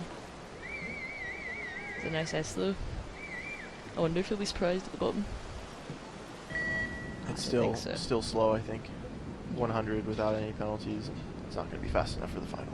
So it's young Chris Bowers to go next. Let's see how he goes well. Did good weekend last weekend. Yeah. The boys have had a really good start to the season. See, Chris is so young, but he's really, really strong. Family were out here last weekend. Other family out here this weekend? I haven't seen them. Well, let's see how he goes. He's super calm, super composed, and he's used to bigger water than this, I think. So. I suppose at Lee Valley, you through a washing machine every day. Yeah. Although Lee Valley is very predictable, it's like much bigger water, but it's slow. Whereas here it's a lot flusher and reactive. But Chris is keeping it really nice speed through all of here. And he's up. 0.1 on the split. So the 11th athlete to get out of 40. I think that's the nicest we've seen that upstream so far, except maybe the punt. See him really turning on the gas here. Well, the Florences are there. There's over to cheer him down. And he fell off the back of that stopper, but I think he's going to dig in and just deal with it. Yeah, he really had to fight back up and use 4 or 5 strokes to get him in upstream. Yeah. He's 2 seconds back now, but he's really staying calm, keeping his head in the game. He's going to go for the tight entry. You can see him just reacting a little bit to the water now. He's not attacking as much, but I think on this bottom section that can be really, really fast. So he's tight into gate 20.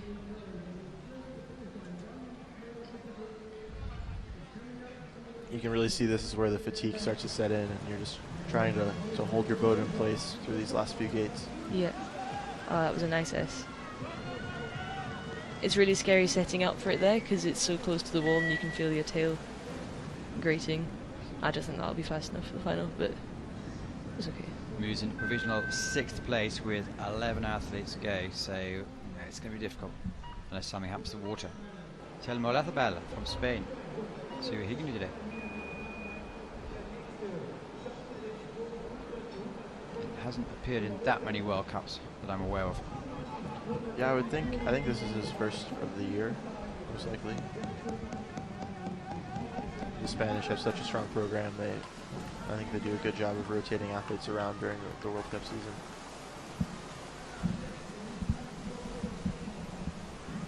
Nice and tied into gate 5 there. Oh, this looks super smooth so far. He's really fighting to get up on that wave, and he's got a nice tight spin as well.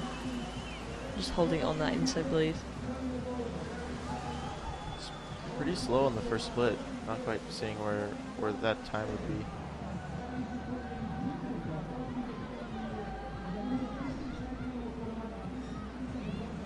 Really nice bounce there. He nearly let his nose come up a bit too high, but I think he controlled it really well.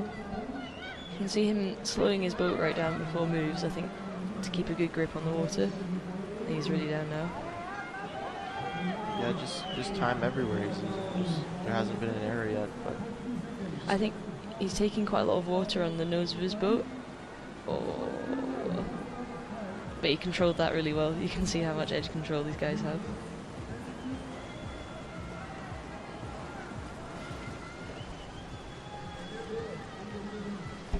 We'll see what he does on the last upstream.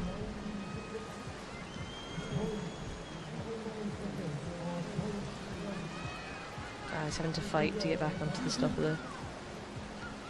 It's really difficult because to get back onto the stopper there you have to paddle super hard, but you're so likely to touch the gate while you're doing it. And he's just happy to be paddling and disappointed. Next is one of the first New Zealander to go. So Mike Dawson showed up in the first heat, but clearly wasn't well. Hadn't been well several days, and didn't make it to the second round. But let's see what Callum Gilbert can do. Yeah, I think the water in Krakow has really affected some people. Callum's a really young paddler, but he trains on Wirral in Auckland, which is a massive course, and so the Kiwi guys are getting a really good feel for whitewater. not a great start. He got pretty hung up in the stopper between gate 1 and 2. So I think that he'll be a little bit off on this first split. Yeah. He's just keeping his nose underneath the poles there. Careful spin, but he lost his edge a little bit, so he's having to really chase back for gate 10. Yeah, well off already. So this is the 13th athlete to go. Course is looking, to my eye, it's looking fairly consistent. For you, the experts, is it consistent, the water? I think, well, the water's not consistent because it flushes, but I suppose his run's looking quite solid. I think it's flushy for everyone, more or less. Yeah. So how would you define the word flushy then? It's where the flow changes in a gate. So see how the upstream is there? Like the height of the water might change in the gate, or the direction of the flow might change a little. And why is that? Is it because different amount of waters are coming into the whole system? Yeah, sometimes it's when the water comes into the river from a few different sources. It can be anything like how wide the basin is or the catchment area. Oh, no. It's super shallow there as well. We saw him just use his paddle to stay upright. Oh, that's hard. No one really knows how man-made whitewater courses work. People try to build them and make them do things, but the water just does whatever it wants. Yeah. And really, there's no rhyme or reason to it. Yeah, I mean, he's Ben Hayward, super fast athlete from Canada, took a year off for school and And a shoulder operation as well. Yeah. Yeah, he's just made a super cool tiny house. You can see it on Instagram. It's really, really nice. Ben's a really strong paddler. He'll definitely be doing battle in this run. Oh. That was super tight though. Yeah, that was like a 50. Started making finals in 2000. I know Tatson, which was 2015. Yeah. Yeah, he had one season where he's in a couple finals, and he's become known for having this beard Yeah. that he ducks under lots of poles. It makes it a little harder to decide if he makes the gate or not. Yeah. Because the rule is what, the end of your chin or the end of your beard?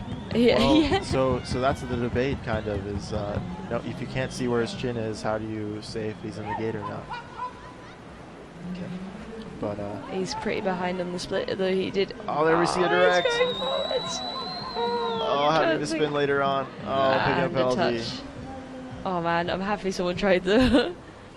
We but could see someone else go for it, really. Ben did a pretty nice punt in the middle, but I think he might have known that he was a little down on the split. Well, still no penalty showing on gate 6, which is good. Yeah. Oh, he needs to keep his nose down here. But he lost a lot of time in that section where he attempted the direct. Yeah. That was a heavy risk to take, I think. It's so hard to drag your nose down out of that stopper if you're a little caught up in it. So well done for bravery. Yeah. That was a ballsy move. Yeah, I see he's really upset. I think this is his first semifinal of the year. Really disappointing, but he's getting back into the groove. Well, number one. It's the reigning world champion, Andre Tunke. Very smart boat. It's his trademark boat. What did he call this one? Oh, I have no idea. But he has the same design on his extreme slalom boat as well, which is funny. Yeah. I think you get to see it. Oh, no. He's keeping a really flat boat. It's really classic Czech style. Really smooth, really fast, and just really not hesitating in any of the gates. He's only 0.24 back on the split, and I think so far that would be quite a good time. He's really keeping the speed. See him just being super composed, although he always has his teeth out on runs. It looks like he's smiling. Okay, fair enough. Nice sweep in gate 14. He's running the boat super nicely. Yeah, he's a little back on the split, but he did a super nice spin there. I think he'll go tight here. And see if he can deal with his tight entry into that upstream. Yeah, that was really good, really fast. He just needs to get his bows underneath the poles here. It's nice. And he's sweeping through this section. He looks like he's chasing a little bit now. Your forearms are absolutely dead by this point. So 96.99. Oh, and he's missing having the to chase the S gate on the stopper. Another couple of seconds gone by. Yeah. Yeah. Oh, it's hard. Well, fourth place. Pasui, Biazizu, Oshmat, and Tunka. 3 seconds in it. Halfway down the court. No, not halfway. I did the same mistake last week. 25 athletes to go. Kazuki. Yazawa, he's a monk, I think. Yep. In Japan. A super nice guy, super chill. He's enjoying the Instagram filters at the moment, if anyone who follows him has probably noticed. What are they? He really likes the filter that makes your head really small. Okay. And you can just see him doing everyday tasks with this. I think he has the same coach as Takuya Haneda.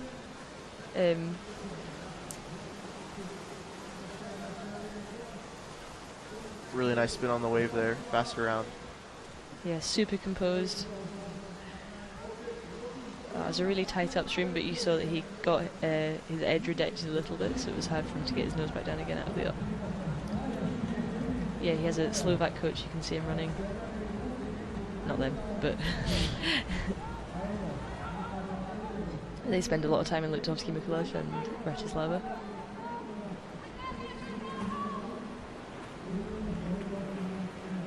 Well, He's pretty 5 good. seconds off the pace.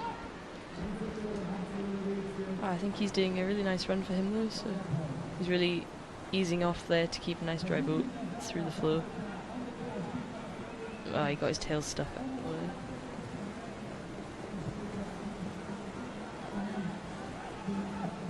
This next year and a half or so is going to be really important for the Japanese to get a lot more experience racing and be looking forward to Tokyo 2020. So do they have guaranteed spots? They do. So the Japanese are guaranteed a boat in every category. The qualification process varies, but ever see 8 seconds off. Really just all over the place. There's time to gain. And we have Joe Clark next. So won his first ever World Cup last weekend. Yeah, Maybe a surprise to many. Is he on form? he's on form. He won last weekend. I think he's really fast at the moment. He's prepared really well for the season. You can see him really just trying to keep his bow light over all the little waves. He's really controlling into that upstream. Super fast, one stroke up. He's got really good control of the bow. man. I just cursed him. I'm sorry, Joe. So it was a second up, was now giving it back, but he looks solid. Yeah, this looks like a really good run. I think if he holds it together the whole way down, he could actually have a good enough time. See how fast his boat's going. I think he took 3 strokes there, but he's still... Oh, it was a super fast upstream. And now we see Joe's relaxed style really coming in. On London, it doesn't look like he's trying, and he's still really, really fast. Really having to wait for the boat to slide around there. Yeah. It's going to add time. He's gone for the tight entry here, but I don't think it's better. I think the line to the up's better, but I think people taking the tight entry into the upstream are having problems with the exit. Yeah, we're seeing a lot of people hitting their stern on the wall on the bottom there, and it slows you down. Just you can see where the timing is. So he does this last up. Oh, Super nice. that was really fast. I think you can see him really laying down the speed there. Well, moves into 4th place. That's going to be interesting. So now 13 more athletes to go. He had a really good time, so... But there's an asterisk next to his name. Let's have a check and see how that comes out. Next to go, Martin Halsen, who had a good last weekend. Yeah, Martin trains in Liptovsky Mikuláš as well, and he's got his little boy and his wife live there too. And they've got a really nice dog too. Okay. It's nice to see Martin's racing really laying down some speed this season.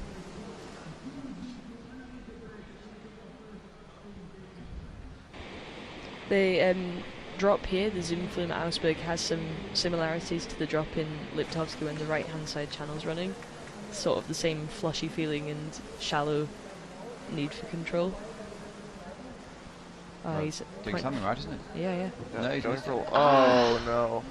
Picking up the penalty and just a really slow gate there. Yeah, and that's when you can see sometimes when flushy water really makes a problem, because there's because Augsburg has completely flat sides, the water height changes a lot, so the water like pushes down into the wall, so it's really hard to get close enough to the wall sometimes.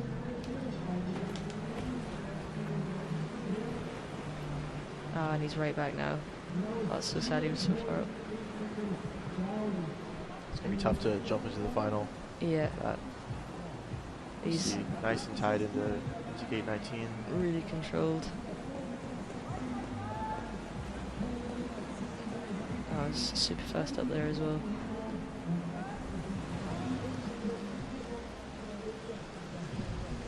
You can see him really fighting for every last bit of this run as well, though. Just really controlled into the S. It was nice. It's amazing, our first athlete to go down. Really, Yeah, he must be. extremely well. He must be really happy to be watching. And your prediction of 96 wasn't that ridiculous after all. I suppose not. Yeah, it was. So I don't know if that'll be the fastest. It would be really cool if the first boat down could bring out the fastest time in the semi. Is that Yuri Perskovich's dog? I think. No And idea. girlfriend, sorry. With the dog. With Nick the dog. Chester. Another Slovenian athlete. We had 2 Slovenians in the C1 men final, 2 Slovenians in the K1 women final. This is our second Slovenian in the K1 men semifinal. You tried to say they're doing well. They're doing really well here. They have such a good feel for the water as well. You can see him waiting a little late so that you can come up onto that wave but then get a really tight spin. We're seeing some people having problems getting their nose back after gate 9. But that was super nice in the up. Nico had a lot of success as a junior, but wasn't able to make the senior team right out of the gate.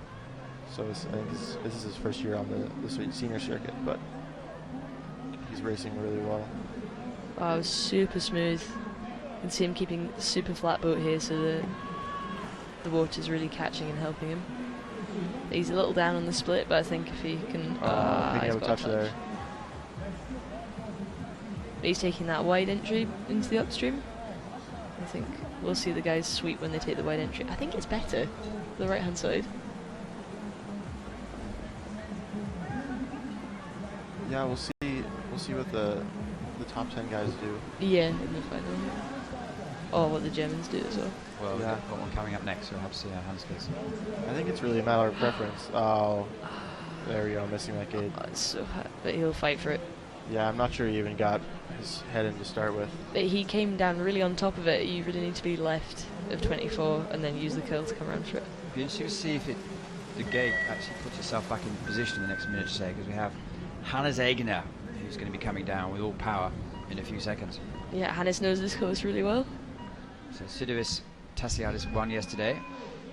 Ricky Funk was looking good, and then suddenly gate 10 even went wrong. So let's see how Sidovis goes. Hannes Egner goes.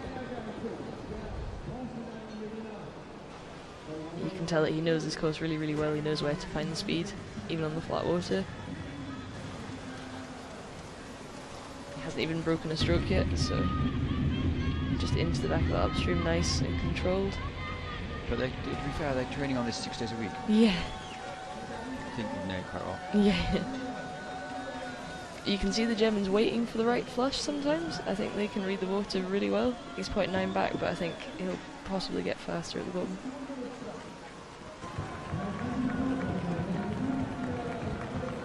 Yeah, he's certainly a touch for first or second right now.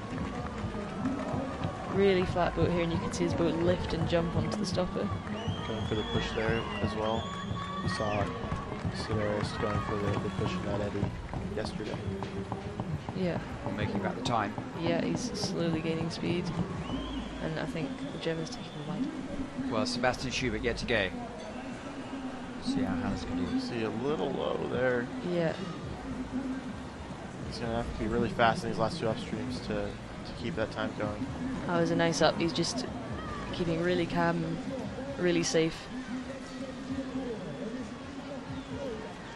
It's a funny style course because normally you see people attacking at the last minute. He's staying nice on the left. It was a really nice S. It was good. Well, But I don't think it's going to beat Pasiutzkheim. No.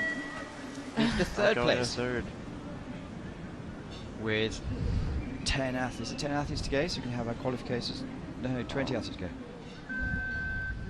Oh, yeah. I think we're going to have a really, really tight final. We have 4 athletes now and within a second of each other. And it's for Spain, David Lointe. Wow, yeah, that is. There's very, very little room for error for these kayak men today.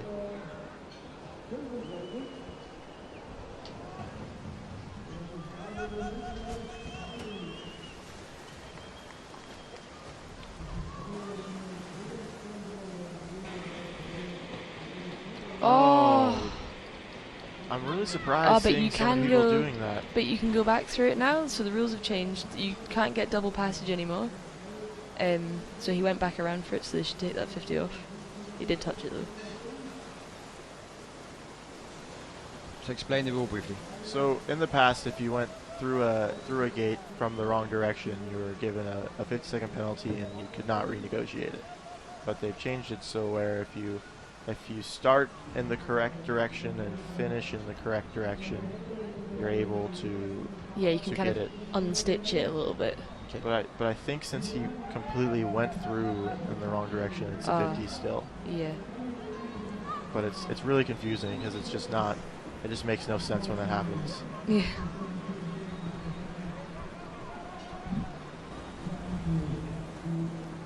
Yeah, it's, as you can see, it's how tricky that section is up in the middle. Yeah. Even the drop as well, because it's kind of a really, even for people not from from Augsburg, it's like a really well-known rule that you keep your nose down. But I think sometimes you can just really get caught up in the moment and just want to rush into the upstream. He did a really beautiful down in the eddy before. That was a good S. So Nice, it's only. nice.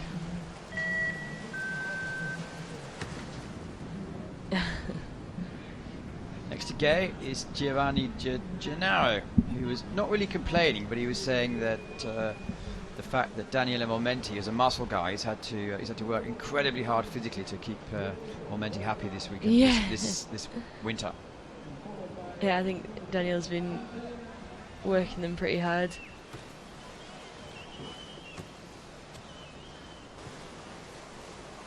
Giovanni's got a really nice style. Like when I was Oh, no, I did it again. again. I'm sorry. But what he did just there, what do they call it? When you go down and then back the wrong way for an up. Apart from a 50, but Murano.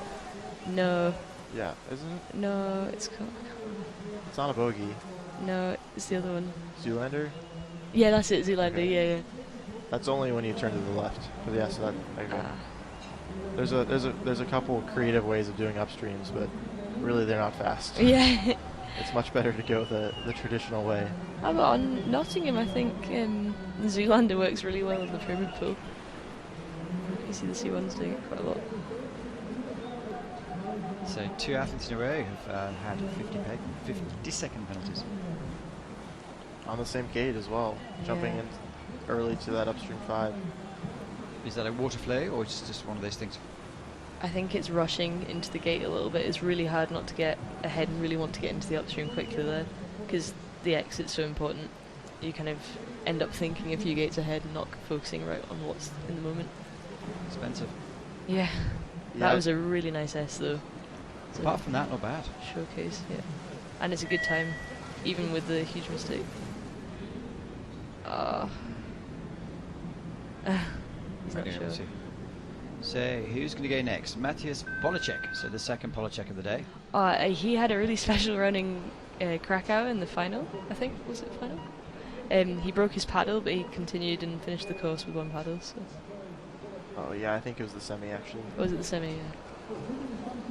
So a couple of times he's been on the podium for the world. So not for a while then. Yeah, I think he was on the podium in 2015 at the Worlds, and then European champion 1 or 2 years later. Yeah, I think last year was a European. So This year? lots of top results. Yeah, this year. Let's see, he's a little more upright than Raffo. But you can still see similar styles amongst the Yeah. brothers. You see nice and tight in the gate 10. He's actually paddling really carefully for him, I think. He's just keeping really nice speed on the boat, doing everything super flat.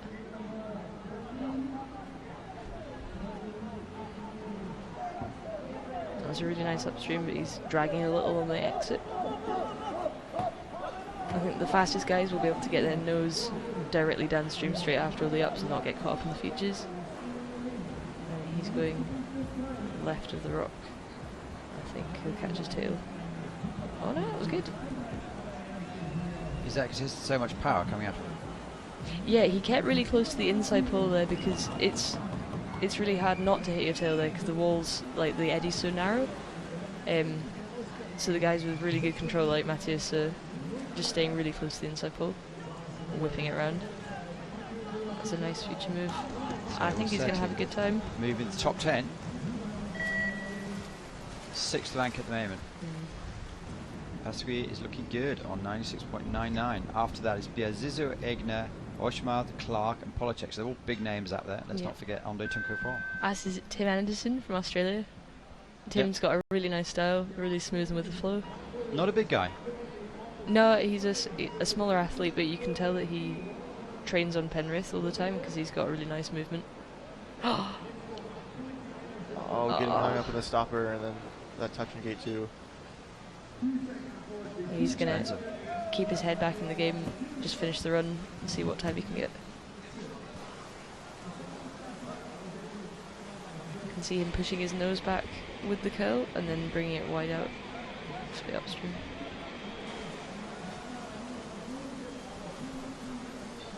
He's going to have to fight to get on that wave, but that was actually a really nice move. I think it works really well when you come a little low in the down in the eddy and then chase up onto the spin wave. We went super tight into gate 10 and then struggled on the exit to 11, so that was really tight. He was chasing around that, wasn't he? I suppose one of the advantages of having one of the early gates is that you have to go for it. Fast. Yeah, Tim's a bit of a masterclass in stopper moves because he's got such a flat style. It works really well. That was a good spin as well. So him really keeping control of the boat. It's always connected with the water. Oh, that was really nice. And a tight entry as well.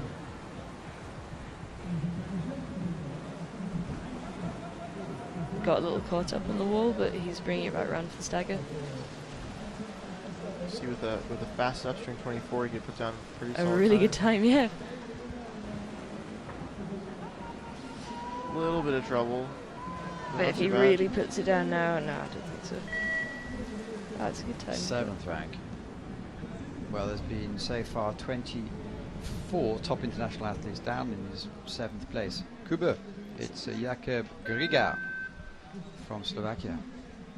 Yeah, Kubo trains with Mako Migorodski and Liptovsky Mikolash. They have a really nice training group.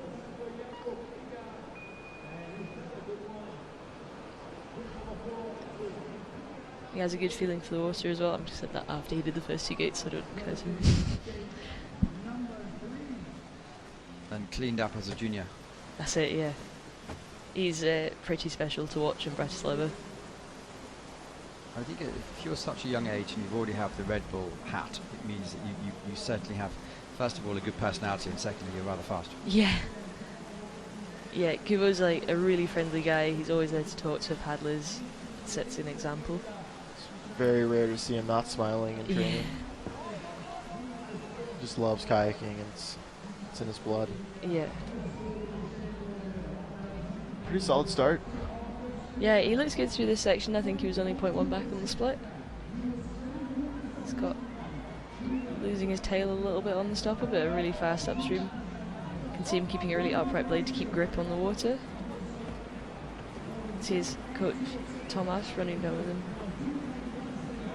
He's 2 seconds back on the split now, but I think if he can really keep control here, it'll be good. Oh, that was really nice. He's just getting his nose underneath the upstream here and swooping around. And we'll see him want to keep his nose really downstream for these gates because you can get caught by the eddy on the right hand side. He'll go for the S. Oh, just he getting had hung to up there. paddle up, but he's just making sure that he's clean through the gate. And I think he goes. I think he was on for a really good time without the paddle at the last gate. Well, it's tight at the top, isn't it? 2.55 seconds Yeah. between the first and the second. And it's a Swiss athlete, first of 2 to gaze, Lucas Verl. His brother was doing some coaching last weekend. So he obviously has come out of the C2, trying to make a name for himself. Oh, he did that first move really nice. He's keeping the boat really light on that boilie section. You can see them using this right hand curl by the rock to get some even more speed through this bit.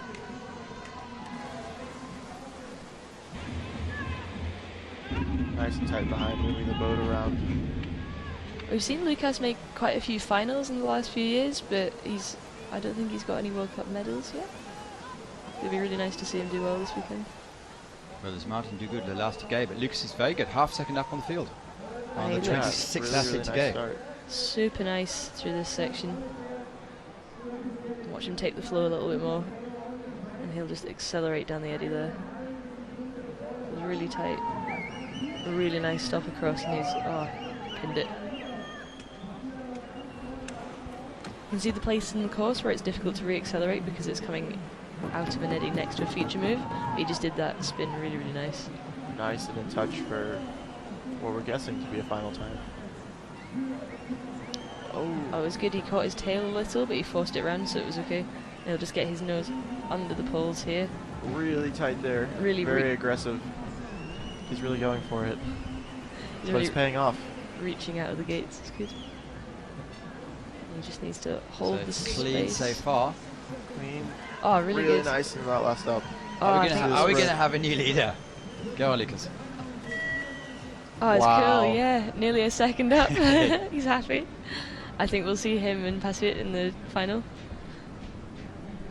Yeah. And I can take back my predicted time of 96. Don't worry about that. You did a fine job. That's good. I was chatting with him at breakfast yesterday, and he was super cool and relaxed. So everyone's out there watching, learning. Who's next to Gay? It's Pavel Eigel from Russia.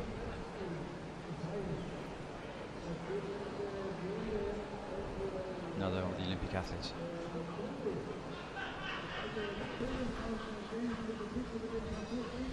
Pavel's got some nice speed on the top section here. Just powering through these rough bits.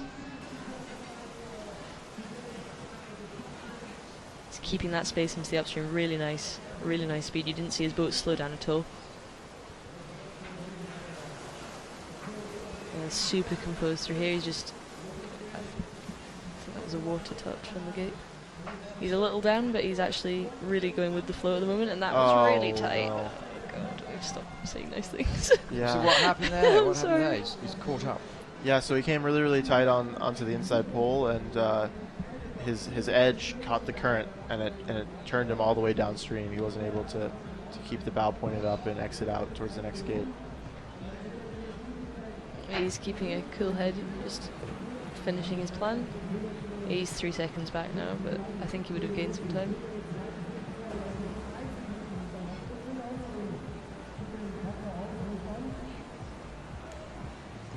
Nice up the wall, helped him a little.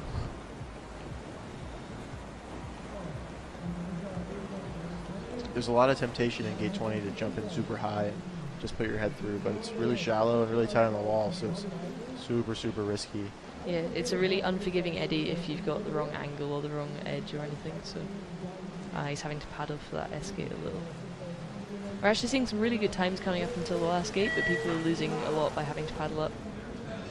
So it's moving on, 13 to go. Another Russian, Maxine Shabanov. So the restaurant next to us is starting. You might be able to hear a few noises in the background. That's because we're right next to the restaurant, so people are having a early aperitif before lunch.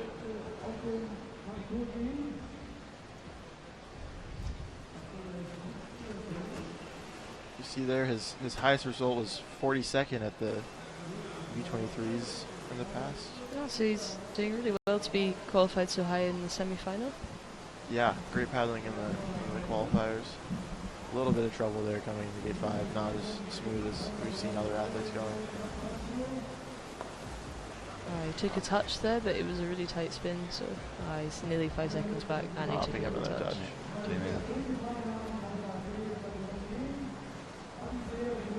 That was really tight as well. But it's a good experience for him, I think, if his previous result was 42nd. So here we have Andre Tunka is the 10th placed athlete, so we could have a world champion missing out today. Almost certainly will. Yeah, for sure. I think I think the final we're going to be seeing within 2 seconds of between first and 10th. Oh, Well, he just did it forwards. And he got it. Well, you're happy now, aren't you? Yeah. That looked alright, actually. Really nice sweep there. Yeah. Actually, he made that forwards look really easy. But Yeah. You athletes, are you capable of, when you're messing around training, are you capable of doing pretty much amazing things? You just evaluate whether it's worth doing it on the day? Yeah, for sure. I think we do much harder courses and often much harder techniques sometimes when we're training, and we'll make a plan based on what our most consistent is. What I do anyway. Okay. Or even it's really fun to set something that's super difficult and mess around and see who can make it. Yeah. Okay. Some hero moves. So Michal Smolin, what do we know about him? He's been really ill the last week, I think. Yeah, I think Michal trained twice this week. So even with the water issues, he wasn't able to train very much. He's doing But, really well to be performing in the semi-final. Yeah, he's feeling really strong. He had a pretty good qualifying time. Yeah. For See the how he last does. 6 or 7 years now, he's sometimes... Oh! Jumping in with his paddle too soon and hitting that gate. We'll see if he can pick up the speed and fix it. But I think if he a can little slow there. I think if he can keep his head in the game, it'll be okay. So I'm saying he has before, he qualified sometimes the fastest in the heats or fastest in the semis. Yeah, Michal has these super fast runs every once in a while. And just working on being able to keep repeating them. But this season's been really hard so far. The first 2 races, some really disappointing finishes. Oh, that was a really nice upstream. He's got a really good feel for sweeps. You Picked can up another touch there in 14 too. He's got a really narrow grip, so it's kind of optimized for sweeps. You can see him taking some of the ups really tight. Yeah, struggling over for that gate 18.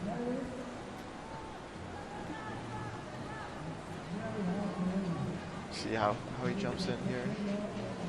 Nice and around back behind the pole.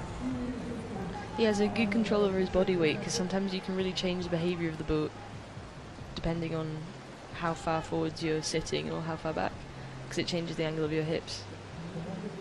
But he has good control over when he does that. He's fighting until the finish. That's good. No, so nearly, not quite. Oh. Yeah, he's super disappointed. He had such a tough week though. Like it was really good to see him qualify and paddle well, and hopefully he'll be healthy later on in the season as well. Yeah. Yuri Priskovic, Mr. Very Fast. Mr. Very Fast. Yeah, Yuri's he's a very decorated paddler, so it would be cool to see what he does here. Made the podium last week, which is the same as the Olympic podium. It was exactly, yeah. Joe Clark's going to be struggling there because at the moment I think he's in sixth place. Is it? Yeah, sixth at the moment. Well, see, we've got a high rate of mistakes at the moment, so maybe 11 people to go down. there you go. He's really using the water there. He slid a little bit back, but he's got awesome reactions and changes the boat speed with a lot of control. Oh, he had to wait to slide into that upstream. Yeah. It's adding like a second at least to your time. Yeah. You can see how quickly he sits up again from turns though. Oh no, missing the wave almost completely, having to really fight up for that Yeah. up 14. And his nose was really stuck upstream there, but I think he's not too far back. In fact, he's made time even though he missed the stopper. Yeah, it's a really good split. Super tight through those two gates. We'll see how he does this. He's just pushing the nose underneath it and doing a super fast sweep on his kill. Yeah, It's almost like slow motion going into it. Yeah, there's a little waiting. Earlier He's- see he picked up a touch. Yeah, I think I saw it. He's just keeping super composed down here, just keeping the space. Oh, I don't know. Oh, that was good. Yeah, That's going to be fast. just needs to hold until the end, just fight the whole way. Moved into third place. Do we have an asterisk? No. So 1.22 back, and we're moving into the top 11 athletes now. Darius Popiela. Let's see how he goes.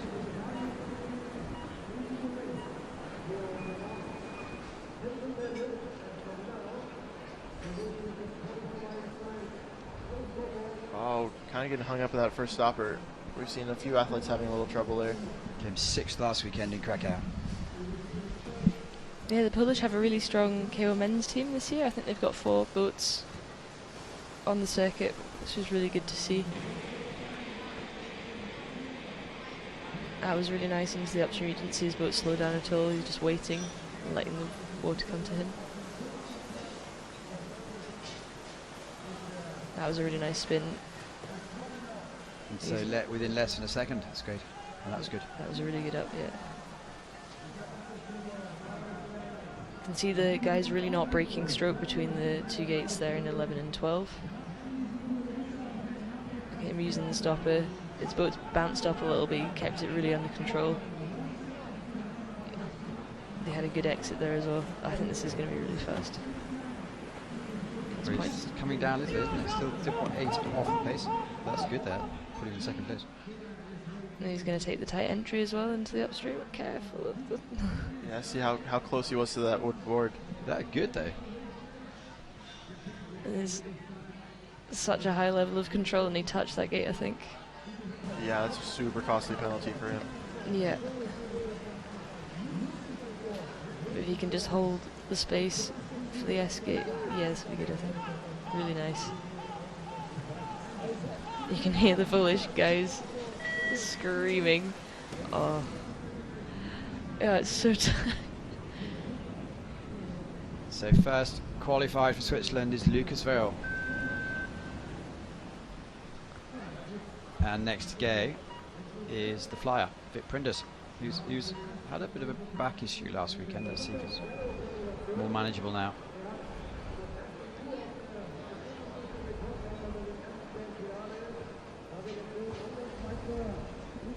We like his style. Yeah, Vit's got a really super smooth style, super safe. It's so cool to watch the Czech boys throwing down on Prague. I think you'll see paddling right at the edge. They have such a good technique for exiting the upstreams. You can see their body really accelerate into whatever move they're doing next. He's really on the tail there, but that worked really well, so let's see what the next split is. Oh, no, 2-second penalty. Yeah, he got really, really heavy on the stern, and you're not able to really control where you're going. The water takes over. You saw he's pushed right into that pole in gate 10. Oh, super fast, but he touched Another it. touch, yeah.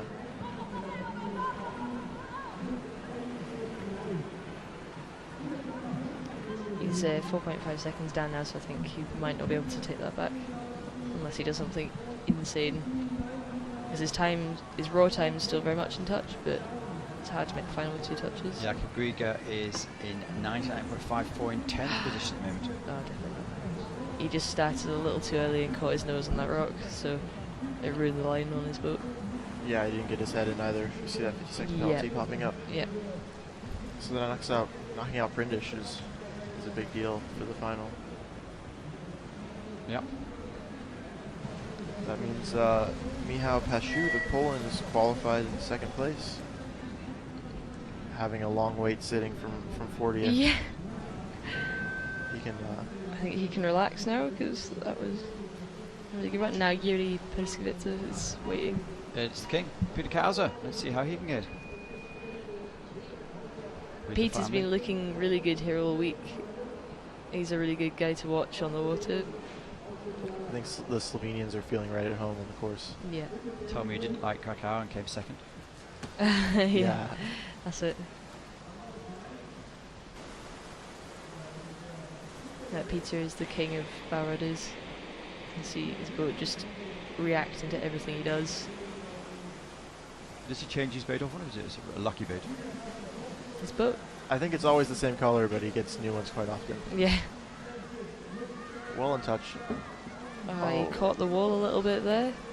See the poles moving, but I don't think he was the one that hit it. He's had quite a bit of a hot and cold season. He won the European Championships and then blew out and didn't make the final in Lutowski. Yeah. And medaled last week in Krakow, so we'll see how he's doing. So far, he's having a great run.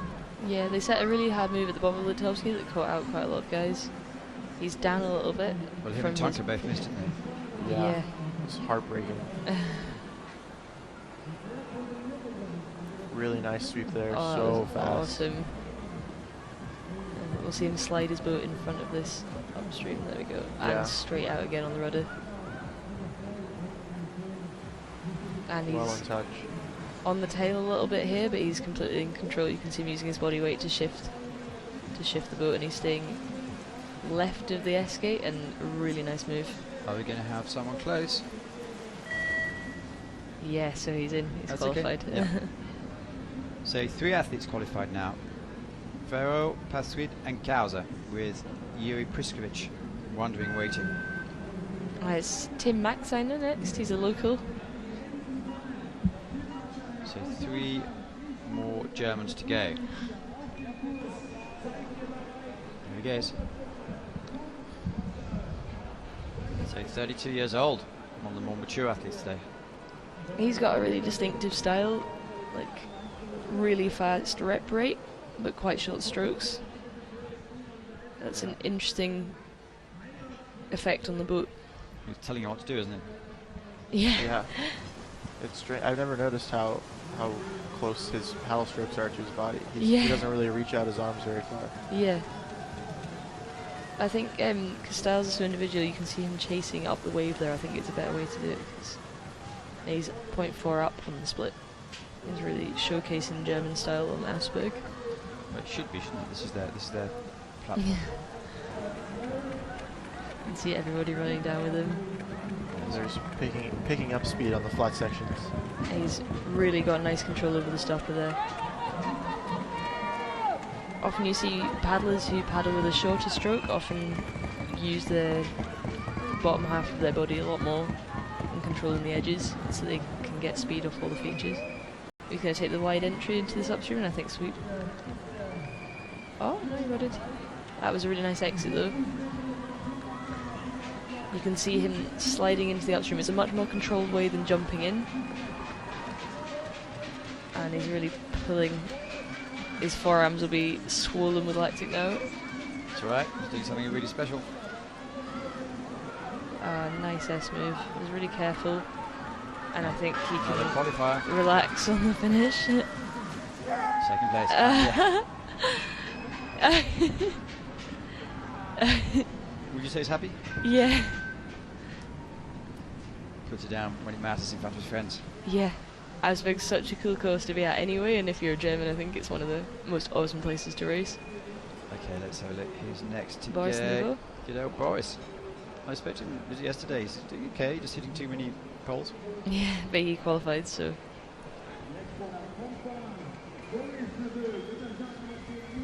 Boris has another short stroke style, but it's really effective. You can see his boat really tracking down. He was desperate to qualify in the first run on Friday, so he could watch France play football. Yeah. I was going to say everybody's desperate to qualify on the first run, but yeah, I understand it. Oh, he made that look so easy. I think he touched it, but he made the spin look super nice. Oh, really tight, really losing the nose there, but he's really coping with it. I think if you can let the nose go all the way around in gate 10, but control it, it's good.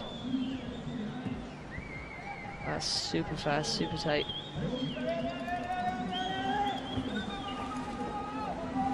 So 4 athletes to qualify, and we have 6 left to go, with Boris taking some time back. Oh no. Well, we'll see if he got his head into gate 17 there, but having to back paddle and trying to make it in. But yeah, he was gaining time on the second split. He made a second over the 6 gates in between. He's very tight in the upstreams.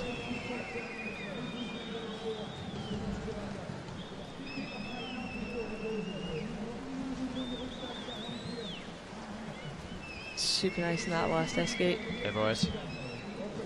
Can really pull it out here. Say 6th place. Ah, so he's just outside the qualifying time. So just now there's 1.2 seconds between first and fifth that have qualified for the final for sure. There's young Ricky Funk. She was gutted yesterday because she said, I could have gone as fast as Jess. She was faster on the first split, I think. So Boris' nephew has an asterisk next to his name. We need to check that out. And Lucien Delfour. Lucien has a really nice feel for the water. He was really good in qualifying.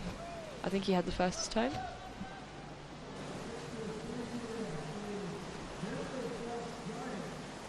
That was a really nice upstream.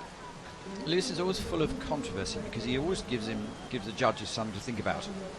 Yeah. Yeah, quite frequently there's a really costly head duck, and The asterisk has come off of Boris, so That's good. up on the he's first waiting split. to qualify next. And Boris always takes everything with grace and is a complete gentleman. And then we have Lucien.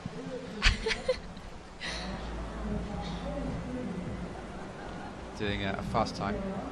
And there we see super tight on the pole at gate 13. You can see him really controlling the speed of the boat going into this move. I think he's back a little. Super smooth, and I think he'll take the wide exit because Lucien showcases the wide entry into upstreams. Showcases. He does.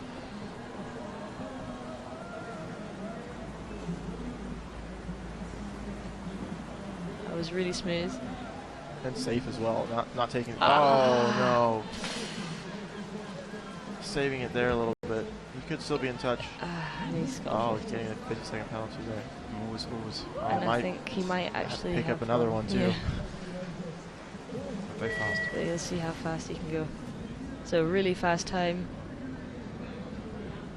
Really, really fast time, but I think Keeps that the was judges busy. a 94, I think. Whereas, let's have a look. See. Yep. Oh no, Faster. 98. Okay, here we go. Bradley Fortcryans is one of your Oh. fellow Scots. Are you from the same area? Yeah, kind of, yeah. We used to train together when we were younger before he moved to London. But Bradley trains really, really hard. He's a really strong paddler. I'm going to be really stressed now. He's made 2 finals already this year. Well, 3 counting the Europeans. Having a great He season. just looks Yeah. powerful, doesn't he? Yeah. He's so strong. I know every time he's in the gym, he seems to be lifting heavier and heavier weights. He loves the gym. He had it. Oh, he's low in that Oh. upstream. Go on. He can control it though. Bradley's got a really good head for racing, so super tight through there. That was really fast in the downstream. He's making that stagger look easy. He's only 0.58 back on the split, even though he came really low into the first upstream. We do have an Oh no! Yeah, it looks like he'll pick up a 50-second penalty there. Not quite going far enough out of the upstream 10. Yeah, he was chasing a little bit on the back of that stopper.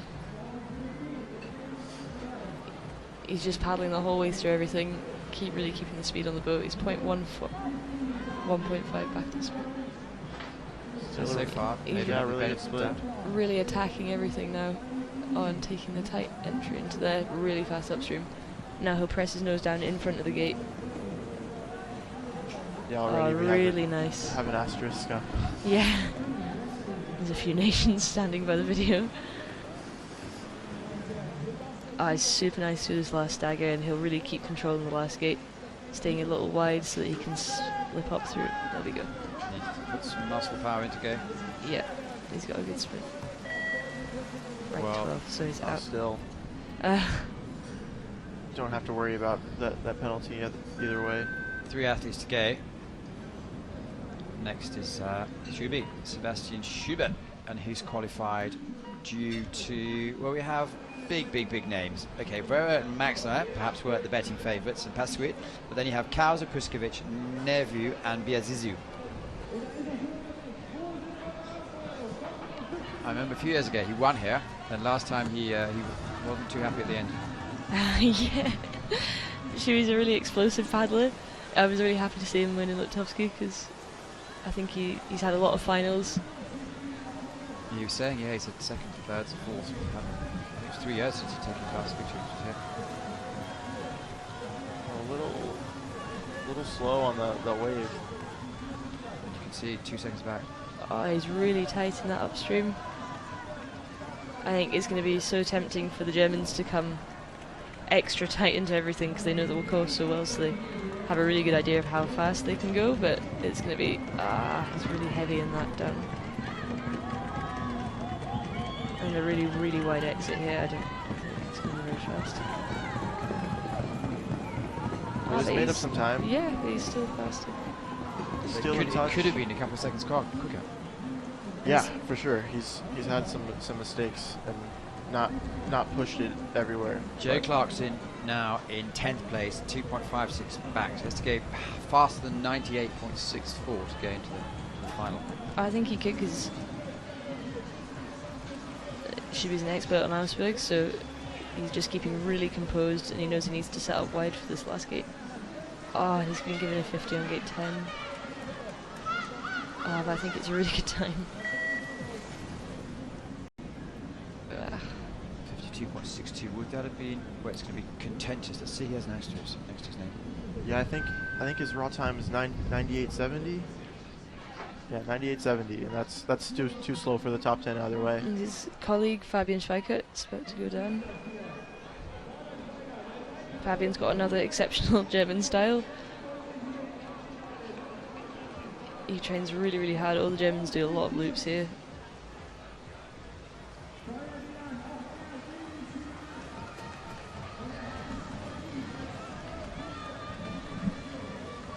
And see him really powering through those downstreams and controlling it into that up. That was a really nice turn on the upstream. As he really flows through these gates. And he's just pulling up onto the spin and around. See him push back a little bit on the right hand side to get his head into the gate. Much more conservative through that section than we saw with Schubert. It's paying off so far. Yeah, this is shaping up to be a really nice run. He's really controlled on that stopper. Oh, nice. No asterisks next to Schubert. So it's Giovanni, Delfort, and Schubert are all frequent medalists have all taken second penalties. Yeah, there's Oh, lots he's of really difference so tight in far. that spin.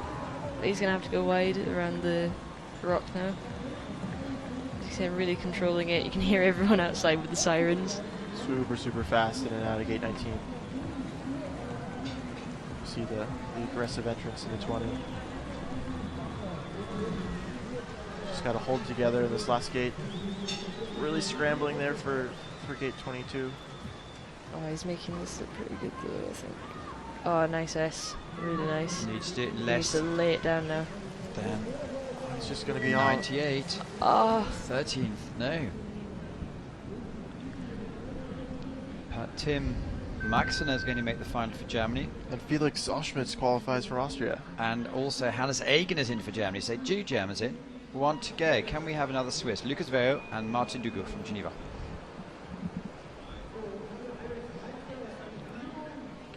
I think this will be Felix's first World Cup final as well, which is really exciting.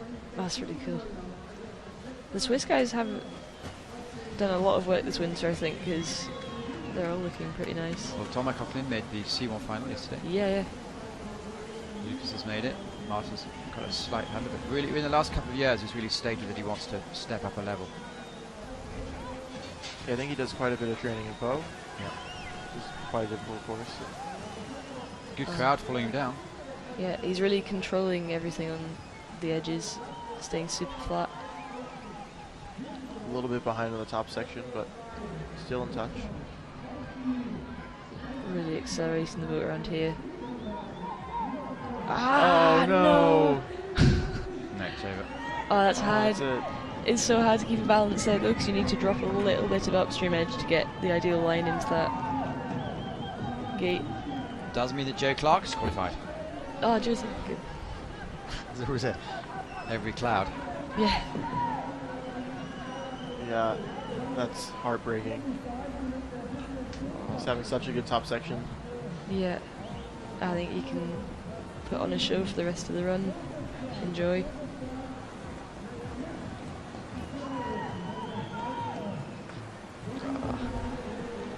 And it's really hard if you lose your tail here on the last, like in this flow, it's super shallow, so it's really hard to recover. They just did a really nice S to finish it off. Well, unfortunate for Martin not making the final, but it's going to be a really, really exciting final. There's 5 of the classic athletes, and we have 5 kind of loose cannons. Okay, good to see. See how it goes. Poor old Martin, last weekend he was 11th. So he missed the final by 1 place, and this weekend, well, you know the results. So yeah, Joe Clark has just scraped in. He scraped in 9th place last week and came through. Oh, and Bradley missed out by 2 places, and Popiella's 11th. Well, here we go. So you can see for yourself, there's Lucas Vero, Mike Pasquik, Karol Zapuskovic, Nebobia, Zazo Egner, Ulchmarsh, and Clark. So there's lots of medalists before. Like you said, there's 3 or 4 guys who would be desperately excited now because they haven't been at this level before. And these are the athletes that unfortunately just missed it out now. Oh, it's so hard to be so close. So we've seen this course 70 times so far today, and we've seen some very good runs. What are your conclusions? Where for the finals, what will athletes be concentrating on? I don't know, because the 2 fastest runs we saw weren't really exceptionally on the edge, I don't think. I think we'll see some really, really controlled paddling, and then a couple of people may risk a little too much, and then I think a couple of people may put down some exceptional Okay, and times. when you came on this morning, your gut reaction was the first one would be in 96, and it was 96.08. Was it? So Okay. that's beginner's luck there for you. I did it yesterday too. This is my second time. Still a beginner. And Tyler, what are your takeaways? Well, the C1 ladies have a big gap to fill with Mallory so far ahead of the pack. We saw one fast run and some other slow ones, and we saw Jess just was able to float into the final. So we'll be looking for much faster times from the C1 ladies, and the K1 men are going to have to do a better job and be a little more consistent. But there's a few too many penalties there in the semifinal. So Amber, Tyler, thanks so much for stepping in. I hope you've enjoyed the experience, ladies and gentlemen. We'll be back in about half an hour's time for the TV show, and we'll be on social media. We had a few challenges with the streaming yesterday. It's all back now. Everything's been put on back on YouTube, so you can watch your family and friends that you saw yesterday. So apologies about that, but everything's good now, and we'll be back in touch in about half an hour's time.